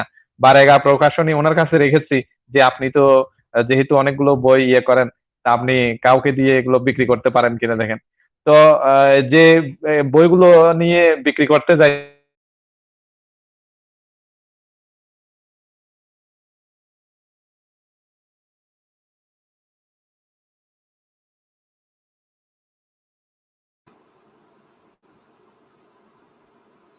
রিপমদার নেটটা মাঝে মধ্যে অফ হয়ে যায়। রিপনটা কি শোনা যায়? বিপমদা কিন্তু একটু দুর্বল হয়ে গেছে। আসলে আমরা সবাই জানি বাংলাদেশে বাংলা ভাষা চর্চা করা যতটুকু সহজ। শোনা যাচ্ছে দাদা? হ্যাঁ, এখন আসছে। আবার বলেন, আবার আপনারটা আবার আচ্ছা আচ্ছা, হ্যাঁ কথা জানা শোনা যাচ্ছে। এনিওয়ে, এখন আবার বলেন। আচ্ছা আচ্ছা, ঠিক আছে। তাহলে এই যে বিষয় যে বইটা যখন জিজ্ঞাসা করে যে বই কেউ বিক্রি করা গেছে, তখন বলেছেন না, কেউ এগুলো একটু একটু নাড়াচাড়া করে দেখে, বলে যে না এগুলো তারা কিনবে না, হ্যাঁ, বা এগুলো তাদের দরকার নাই। হয়তো দেখা যাচ্ছে তাহলে কোন বইগুলো বিক্রি হয়, ফলে যে ধর্মীয় বই যদি কিছু হয় তাহলে দেখা যায় যে কিছু কিছু লোক কিনে। হ্যাঁ, তো এই যখন অবস্থা, তখন আপনি আমার হয়তো কিছুটা সামর্থ্য আছে বিদায় আমি বছর 2 বছরে কিছু টাকা খরচ করে একটা বই বের করতে পারি, কিন্তু আরেকজনের জন্য তো সেটা সম্ভব না। হ্যাঁ, এইটা একটা গেল বিষয়। তারপরে মনে করেন এই যে এগুলোর যে প্রকাশ করব, আমার যদি নিজের বর্ণমালাতে প্রকাশ করতে যাই তাহলে এগুলোর জন্য আমি এই বর্ণমালা পাবো কই, সেটাও একটা বিষয়। হয়তো চাকমা বর্ণমালা এখন বিভূতি বাবু এবং জ্যোতি চাকমা ওনারা পরিশ্রম করে ইউনিকোড ফন্ট সৃষ্টি করেছেন, এখন লেখা যাচ্ছে, এখন সেগুলো কম্পিউটারে লেখা যায়, ইন্টারনেটেও লেখা যায়, মোবাইলে লেখা যায়। হ্যাঁ, কিন্তু অন্য যে ভাষাগুলো আছে সেই ভাষাগুলোর ক্ষেত্রে, যেমন ধরেন আপনি আহ, অন্যান্য ভাষাভাষী যারা আছে তাদের ক্ষেত্রে তো তাদের বর্ণমালাগুলো তো এখনো সেই কারিগরি দক্ষতা অর্জন করে নাই। হ্যাঁ, সে এইগুলো এগুলো সমস্যা। তারপরে এই বলতে পারেন আমাদের আবার এখানে পার্বত্য চট্টগ্রামের রাজনৈতিক অবস্থাও খুবই খারাপ ছিল। হ্যাঁ, যেই কারণে এই চর্চাটা হয় নাই। এখন সেখান থেকে শান্তি চুক্তির পরে একটু পরিস্থিতির উত্তরণ একটু একটু উন্নতি হয়েছে। হ্যাঁ, তা এখন এখন অনেকে চেষ্টা করতেছেন বা এগুলা ইয়ে করা হচ্ছে, চর্চা করা হচ্ছে আর কি। হ্যাঁ, তো তারপর আরেকটা বিষয় হচ্ছে ওই যে বললাম না, স্থায়ী কোনো প্ল্যাটফর্ম আসলে ছিল না যে আমি একটা লেখা লিখবো, সেই লেখাটা কোথায় প্রকাশ করব আমি। আমি তো শুধুমাত্র ওই যে বস্তা ভরে রাখার জন্য বা পরবর্তীতে সেগুলো উই পোকায় কাটার জন্য তো আর প্রতিদিন পরিশ্রম করে লিখে লিখে বস্তাবন্দি করতে পারি না। হ্যাঁ, তো এই হচ্ছে মানে প্রতিবন্ধকতাগুলো আর কি। তো এখান থেকে যদি আমরা ধরেন উত্তরণ করতে চাই তাহলে এগুলোর আসলে আমাদেরকে বাজার মূল্য সৃষ্টি করতে হবে। বাজার মূল্য সৃষ্টি করতে গেলে আপনার যে আহ, আপনার যে ভাষাটা আছে সেটার একটা আহ, বাণিজ্যিক মূল্য থাকতে হবে। যেমন আমাদের এখানে জেলা পরিষদগুলো কি করে, প্রাইমারি স্কুলের শিক্ষক নিয়োগ দেয় বা তৃতীয় চতুর্থ শ্রেণীর বিভিন্ন কর্মচারী নিয়োগ দেওয়ার তাদের ক্ষমতা আছে। তাহলে ওনাদেরকে এরকম কিছু শর্ত আরোপ করতে হবে যে যারা এই প্রাথমিক বিদ্যালয়ে শিক্ষকতা করতে চায় তাদেরকে অবশ্যই স্ব মাতৃভাষায় লিখতে পড়তে জানতে হবে এবং আহ, পরীক্ষার জন্য যে প্রশ্নপত্রগুলো সেখানেও ওই সাবজেক্ট গুলোর উপরে তাদের পরীক্ষায় পাশ করতে হবে এবং পরীক্ষা দিতে হবে। এইরকম যদি বিষয় সংযুক্ত করা যায় তাহলে দেখা যাবে যে অনেকেই কিন্তু এগুলো ভাষাগুলো চর্চা করার আগ্রহী হয়ে উঠবে। এখন দেখা যাচ্ছে 2017 সাল থেকে বা 18 সাল থেকে ইয়ে হয়েছে, প্রাথমিকে মাতৃভাষায় শিক্ষাদানের ব্যবস্থা করা হয়েছে, চাকমা ভাষা, মারমা ভাষা, ত্রিপুরা ভাষা, তারপরে সম্ভবত ইয়া আপনাদের মণিপুরি আর সাদ্রি ভাষা, গারো গারো বোধ হয় সম্ভবত সাঁওতাল ভাষায় সেটা বর্ণ সমস্যার কারণে করা হয়নি। তো এই যে এখন দেখা যাচ্ছে অভিজ্ঞতায় দেখা যাচ্ছে যে ওনাদেরকে যে বইগুলো তৈরি করা হয়েছে এই বইগুলো পাঠদানের জন্য স্কুলগুলোতে কোনো শিক্ষক পাওয়া যাচ্ছে না। তাহলে এখন শিক্ষক পাওয়া যাচ্ছে না, তো এই শিক্ষকগুলোকে তো ট্রেন করতে হবে, কিন্তু ট্রেনের কোনো ব্যবস্থাই নাই। তো গিয়ে স্কুলে গিয়ে বইগুলো মানে স্টোর রুমে সবগুলো পড়ে থাকে, এখানে কোনো ক্লাস দেখা যাচ্ছে ক্লাসই হয় না, বা পরবর্তীতে হয়তো কিছু প্রশিক্ষণের ব্যবস্থা করা হয়েছে, এরপরে দেখা যায় যে প্রশিক্ষণ করে শিক্ষকেরা স্কুলে চলে গেছে, 3 মাস পরে সেটা আবার ভুলে গেছে। হ্যাঁ, তো তাদেরকে তো রিফ্রেশার্স আরো ট্রেনিং এর ব্যবস্থা করতে হবে, এই ব্যবস্থাগুলো আসলে নাই। তো এগুলো আমাদের প্রশাসনিক যারা ইয়ারা আছেন তাদেরকে দেখতে হবে, বাবা ইয়ে বোমারা তাদেরকে এই ইয়েগুলো এগুলোর প্রতি দৃষ্টি দিতে হবে। তারপরে সরকারের সদিচ্ছার বিষয় তো আছে, পৃষ্ঠপোষকতার বিষয় আছে, কারণ এগুলো তো আর ব্যক্তি উদ্যোগে আর কত দূর এগুলোকে ইয়ে করা যায়, মানে কি বলবো, এগিয়ে নেওয়া যায়। ব্যক্তি উদ্যোগে এগুলোকে এগিয়ে নেওয়ার আসলে খুব বেশি ইয়া নাই, রাস্তা নাই। তো আমাদেরকে এগুলোকে সরকারি যদি সেরকম পৃষ্ঠপোষকতা দান না করে তাহলে আমাদের আসলে এগুলো এগিয়ে নিয়ে যাওয়া আসলে সম্ভব না। তো এরপরে ধরেন আমাদের নিজেদের আবার এগুলো এগিয়ে আসতে হবে। নিজেদের যদি ইয়া না থাকে, পার্টিসিপেশন না থাকে, নিজেদের মধ্যে যদি আগ্রহ না থাকে, তাহলে তো এগুলা সৃষ্টি হবে না। হ্যাঁ, তো এই বিষয়গুলো যদি আমরা ইয়ে করি, তারপরে বিভিন্ন বিশ্ববিদ্যালয় পর্যায়ে যদি এগুলো পাঠ্যভুক্ত করা যায়, এই টপিকস গুলো, এথনিক স্টাডিজ এর বিষয়গুলা, হ্যাঁ, তারপরে এই যে বাংলা একাডেমিতে যদি আমরা এরকম কোন একটা কিছুর ব্যবস্থা করতে পারি, যে বইমেলাতে আমাদের একটা ইয়া দেওয়া হোক, পোর্শন দেওয়া হোক, অথবা বাংলা একাডেমি আমাদের বইগুলো প্রকাশের জন্য একটা নির্দিষ্ট স্ক্রিন গ্রহণ করুক, বা আন্তর্জাতিক মাতৃভাষা ইনস্টিটিউটে যে কথাগুলো আসছে সেখানে গবেষণার জন্য বাজেট বরাদ্দ করা হোক, গবেষক নিয়োগ করা হোক, প্রত্যেকটা সম্প্রদায়ের থেকে একজন করে গবেষক নিয়োগ করা হোক, হ্যাঁ, সেখানে বিশেষজ্ঞ নিয়োগ করা হোক। তাহলে হয়তো আমরা আরো এগিয়ে যেতে পারবো, বা মেইন স্ট্রিমের সাথে আমরা পাল্লা দিয়ে ইয়ে করতে পারবো, এবং শুধু সেটা না, আমরা বাংলা সাহিত্য এবং ভাষাতেও অবদান রাখতে পারবো। ধন্যবাদ। অনেক ধন্যবাদ। হ্যাঁ, প্রমোদ দা। আসলে আমরা, হ্যাঁ, শোনা যাচ্ছে তো না? আমি যেটা বলতে চাচ্ছিলাম হ্যাঁ, যে হ্যাঁ, শোনা আমাদের অনেক সমস্যা আছে, আমরা মাত্র চিন্তা করা শুরু করছি। হ্যাঁ, আমরা শুধু চিন্তা করা শুরু করছি, বা আমরা শুধু আমরা যোজন ধরে, যেটা আমরা কালকে যেটা আলাপ করেছিলাম আরকি, যে অনেক পিছনে আছি। তো আমাদেরকেই এগিয়ে আসতে হবে। আমি জানি আমাদের অনেক সামনে বাধা-বিঘ্ন বা সামনে পিছনে দুদিকেই। তো যাই হোক, আমরা আর আমি আর কথা বাড়াচ্ছি না। কারণ অনেক সময় হয়ে গেছে। আমরা শেষবারের মতো আমরা রওশনারা বাসীর কাছ থেকে আমরা আপনি বলবেন, এবং আজকে ওইটাই আপনার শেষ হবে আরকি। হ্যাঁ? ওইটার পরে আমরা বিপনদা বা বিপনের কাছে গিয়ে আমরা আজকে হ্যাঁ, অনুষ্ঠানটা সমাপ্ত ধন্যবাদ করব। ঠিক আছে? প্রমোদ, ধন্যবাদ। আসলে মন্ত্রমুগ্ধের মতো শুনছিলাম বিপম দাদার কথাগুলো, খুবই ভালো লাগছিল। আচ্ছা, আমি একটি ছন্দমাত্রার লেখা একটা কবিতা পড়ব। কবিতার শিরোনাম বর্ষা দিনে। বর্ষা মানে বৃষ্টি ভেজা প্রিয় কদম ফুল, আনমনা আজ সকল কাজে করি কেবল ভুল।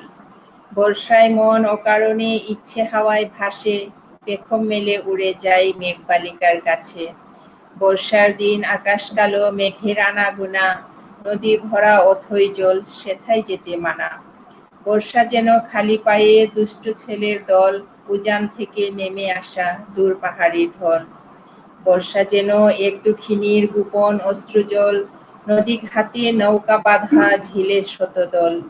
ঢং ঢং ঢং ঘন্টা বাজে, মর্নিং স্কুল ছুটি, বাদলা দিনে ছেলেরা সব মাঠে ছুটাছুটি। বর্ষা মানে পাড়া গায়ে কাদার পথ পাড়ি, ইচ্ছে জাগে কোথাও যেতে চড়ে রেলগাড়ি। বর্ষা দিনে মধুর স্মৃতি আমার গুনাগাও, মনের ঘরে আগলে রাখা কাগজের এক নাও। ধন্যবাদ। হ্যাঁ, রওশন, যে আপনার শেষ কথা, আপনার উপসংহার আরকি, আপনার শেষ বক্তব্য কি করেন? তারপরে আমরা একে, একে কথা বলে আমরা শেষ করব আর আজকে অনুষ্ঠান। হ্যাঁ, সবাইকে যদি আপনার সালাম ও কিছু বলার শুভেচ্ছা। আজকের ভালো লাগলো, মানে প্রোগ্রামটা অত্যন্ত ভালো লাগলো। যেন এই প্রোগ্রামটা মানে আরো চলতে থাকলে আরো ভালো। না, সে সুযোগ নেই। আমরা প্রায় ১.৫ ঘন্টার বেশি বা ২ ঘন্টার কাছাকাছি চলে আসছি। এবার আমি রিপন, যদিও এখান থেকে শোনা যায় জাস্ট আপনার ক্লোজিং রিমার্ক আরকি। আর তারপরে একে, একে যদি পরাগদাকে কখনো পাওয়া যায়, পরাগদার কাছে যাব। এরপরে আমি বিপনদার কথা দিয়ে আমরা শেষ করব আরকি আজকের অনুষ্ঠানটা। হ্যাঁ? তো রিপনের শেষ কথাটুকু শুনতে চাই একজন কি হিসাবে, বা যদি পারেন একটা কবিতাও শোনাতে পারেন। আজকে যেহেতু গল্প, কবিতা এবং সাহিত্য নিয়ে মূলত আড্ডা বা আলোচনা। ঠিক আছে? হ্যাঁ, সালাম রিপন। না, আমার যারা অসংখ্য ধন্যবাদ। আসলে আমার বিশেষ কিছু বলার নেই। আসলে ব্যক্তিগতভাবে আমি সমৃদ্ধ হয়েছি। আমি মনি ভাইয়ের কথা আমি শোনার সৌভাগ্য হলো, বিপনদার কথা শোনার সৌভাগ্য হলো। অনেকগুলো গুরুত্বপূর্ণ বিষয় কিন্তু আমাদের আলোচনার মাধ্যমে বেরিয়ে আসছে। আমাদের নিজেদেরকে কি করতে হবে, আমাদের সীমাবদ্ধতাগুলো কোথায়, এবং আমাদের প্রত্যাশার মাত্রাই বা কতটুকু, আমরা আজকে অনেকগুলো বিষয় অনুধাবন করার সুযোগ পেয়েছি। আমি সত্যি কৃতজ্ঞ রওশনারা বাসী দিদি, আপনার চমৎকার কবিতাগুলো শোনার সৌভাগ্য হলো, আপনার কথা বক্তব্য শুনলাম। সেই জন্যই আমি বলছি যে আমি আজকে সত্যি সৌভাগ্যবান বোধ করছি আপনার সাথে থাকতে পেরে। অনেকগুলো বিষয় অনেক সমৃদ্ধ হওয়ার সুযোগ হয়েছে। একই সাথে আমি আজকের অনুষ্ঠানটি যারা অনলাইনে বিভিন্নভাবে দেখেছেন, যারা লাইভ প্রোগ্রামগুলো দেখছেন, এবং আপনারা যারা আপনাদের মূল্যবান বক্তব্য আপনারা কমেন্ট দিচ্ছেন, তাদের সকলের প্রতি আমার আন্তরিক কৃতজ্ঞতা জানাচ্ছি। আমরা ভবিষ্যতেও আপনারা থাকবেন। আমাদের এই মাসব্যাপী যে আলোচনা সভা, যে অনুষ্ঠানমালা, সেটি পর্যায়ক্রমে চলতে থাকবে, এবং একই সাথে বিভিন্নভাবে আরো আমাদের গুরুত্বপূর্ণ অনুষ্ঠানমালা আসবে বিভিন্নভাবে। সেগুলো আমরা যথাসময়ে আপনাদের কাছে সেই খবরগুলো আমরা আপনাদের কাছে পৌঁছাবো যথাসময়ে। তো আমি আজকে আমার কবিতা, আমিও একটু কবিতা তবে একটু চর্চা করি। আমার কাছে একটু পুরনো কবিতা আছে আমার হাতের কাছে, সেটাই আমি একটু পড়ছি বাংলায়। কবিতার নাম বদলে গেছে দার্কিনা মাছের পার্সোনালিটি। বহুকাল এই বিশ্বাস নিয়ে তোমাদের ধরেছিলাম ঝাঁকে ঝাঁকে, আসলে দার্কিনা মাছের আদি নিবাস হলো বুর্কিনা ফাসো। সে আমার ওই বেলার বিরাট জ্ঞানের বিরাট বড়াই। আমার উন্ডালে তোমাদের ধারণ করার স্থানের সংকুলান করা ছিল বিরাট কঠিন। এতই সস্তা আর এতই সহজ তোমাদের ধরা, কারেন্ট জাল কেন? ছেঁড়া গামছার এক পাড়ই যথেষ্ট, বা তলা ফুটু হুবার তলায় তোমাদের চিরসখা ঢুরা বাবার সাথেও নিশ্চিন্তে আটকে যেতে তোমরা। আসলে সেসবেরও দরকারও হয় না। গরুর খুঁড়ে জমে থাকা কৈবর্ত জলে ব্রেস্ট স্ট্রোক সাঁতার কাটতে কাটতে হঠাৎ করেই ধরা পড়তে মাদল বাজা কাজল গায়ের দামাল ছেলের অনভিজ্ঞ 3 আঙ্গুলের কেরামতিতেই। তোমাদেরকে বর্ষিতে গেথে কত রুই কাতলাই না করেছি কত। বাজারে বিকুতে তোমরা সবচেয়ে সস্তা দরে, মাছুয়ার পাতে পরে থাকতে নিতান্তই গু বেচারা হয়ে। আর সেই সুন্দরী মাছরাঙাদের দল, তাদের সোনা বাঁধায় ঠোঁটের ক্রিশ্চিয়ান ডায়োর লিপস্টিক ছিলে তোমরাই। আসলে দার্কিনা মাছেদের পার্সোনালিটি থাকতে নেই। তবে হ্যাঁ, পদাবলীর দিনে সাঙ্গনে গগনে ঘোর ঘন ঘটা ক্ষণে 2 ফোঁটা বৃষ্টির আসরে পুকুরে ডোবায় ভোজপুরি কুলাপরি পরিশি আর সালসা ট্যাঙ্গুতে মারতে, তখন বুঝি আমার মতোই তোমাদের কাছেও সেই অন্ধ বধির বিটুভেন হয়ে যেত কয়ার দলের অবাক কন্ডাক্টর। আমার কাছে, তোমাদের কাছে সিম্ফনি নাম্বার 9 রিকুইম ইন্ট্রোয়ে তখন হয়ে যায় কান্ত জেনারেলের সুর।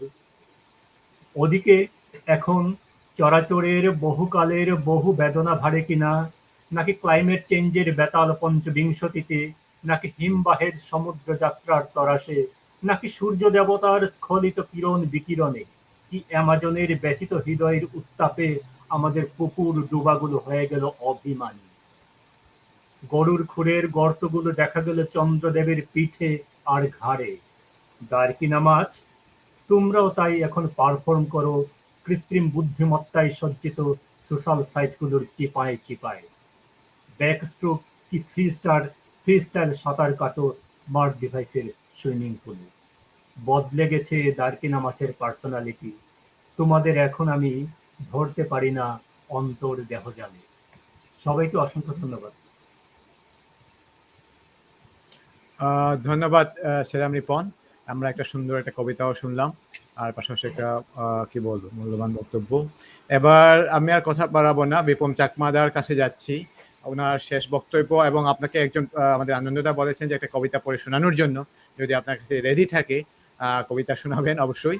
আমরা জানি আপনার মানে কথা শিল্পী হিসাবে তা এখন নিজেও বলেছেন যে আগে কবিতা চর্চা হইতো বা করতেন, তো এখন যদি আপনার অন্তত পক্ষে একটা যদি ছোট করে হলো বলবেন, আর হলো আপনার ক্লোজিং রিমার্কটা দিয়ে কবিতা চর্চা, কবিতা শোনাতে গেলে তো কবিতা একটু নিয়ে আসতে হবে।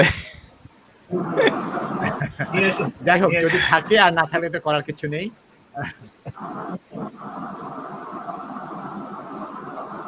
আচ্ছা, আমরা এই ফাঁকে আমি একটু কথা বলে নেই। আমাদের আগামীতে আরো 3 সপ্তাহ আমরা আরো প্রোগ্রাম আছে।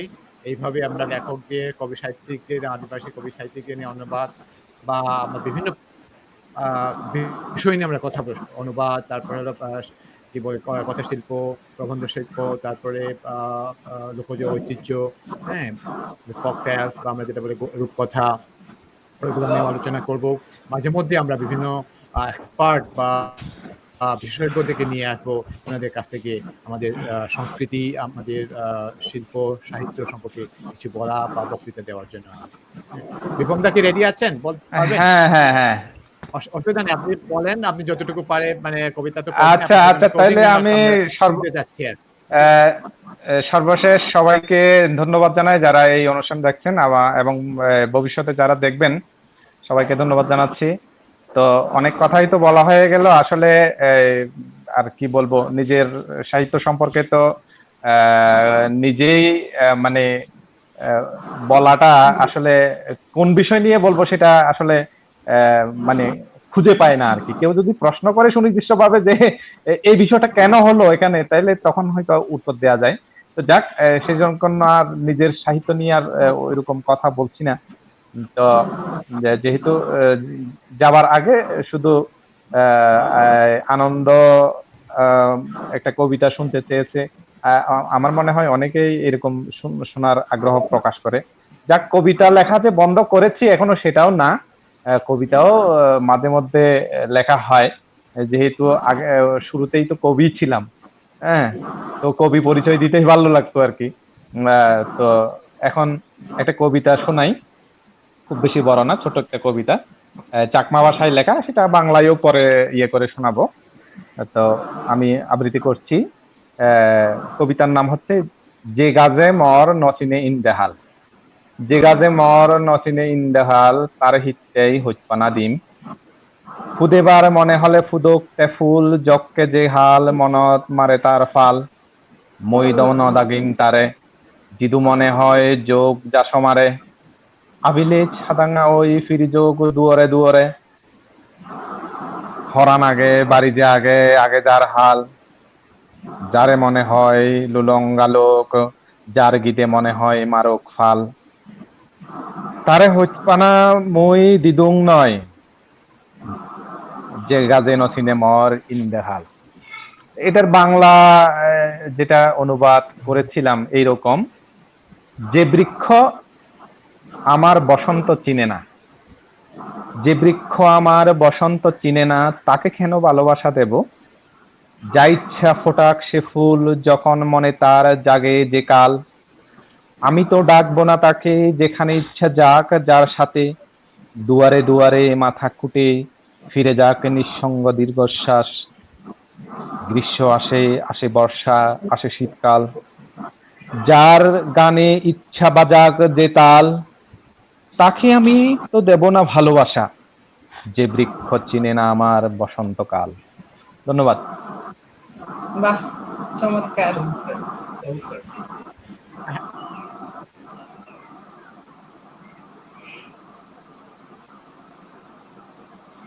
দাদা প্রমোদা, একটু যদি আনমিউট করে বলেন। প্রমোদা যদি একটু আনমিউট করেন।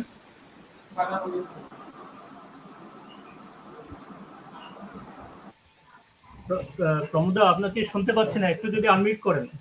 আপনার তো মিউট আছে এখন।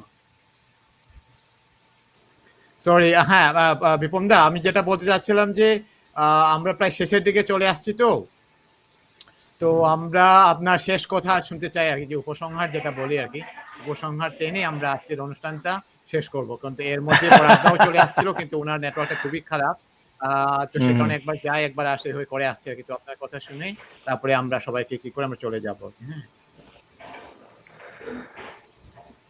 তো শেষ কথা আসলে তো ধন্যবাদ তো দেয়ার, কি বলবো, আসলে ধন্যবাদ দিয়ে ছোট করতে চাই না আপনাকে। একটা বিষয় সেটা হচ্ছে, আর আমাদের এই যে চলমান যে ইয়েটা কার্যক্রমটা, এটা মনে হয় শুধুমাত্র এই 1 মাস সীমাবদ্ধ না রেখে এটাকে আমরা যতদিন পারি যদি চালিয়ে যাই এভাবে। আরো তো আমাদের অনেক কবি সাহিত্যিক আছেন, প্রত্যেককে যদি আমরা ধরে ধরে এখানে কথা বলাইতে পারি, যারা অনেকেই আছেন কথা বলতে আগ্রহী।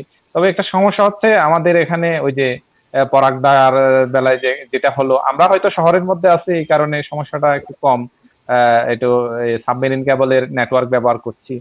তো দেখা যাচ্ছে আমাদের বিশেষ করে প্রত্যন্ত অঞ্চলে যেসব মানে আমাদের সাহিত্যিকরা থাকেন, ওখানে নেটওয়ার্কের অবস্থা অত্যন্ত বাজে, আবার মোবাইল নেটওয়ার্ক, হ্যাঁ, যেখানে কথাই হয়তো অনেক সময় ভালো করে বলা যায় না, সেখানে তো এরকম ভিডিও স্ট্রিমে কথা বলা আসলে সত্যি কষ্ট, মানে কঠিন ব্যাপার। তো তারপরেও আমরা আশা করব যে আপনারা যদি এরকম এটা চালিয়ে যান একেবারে ধারাবাহিকভাবে, যে যত দূর যাওয়া যায়।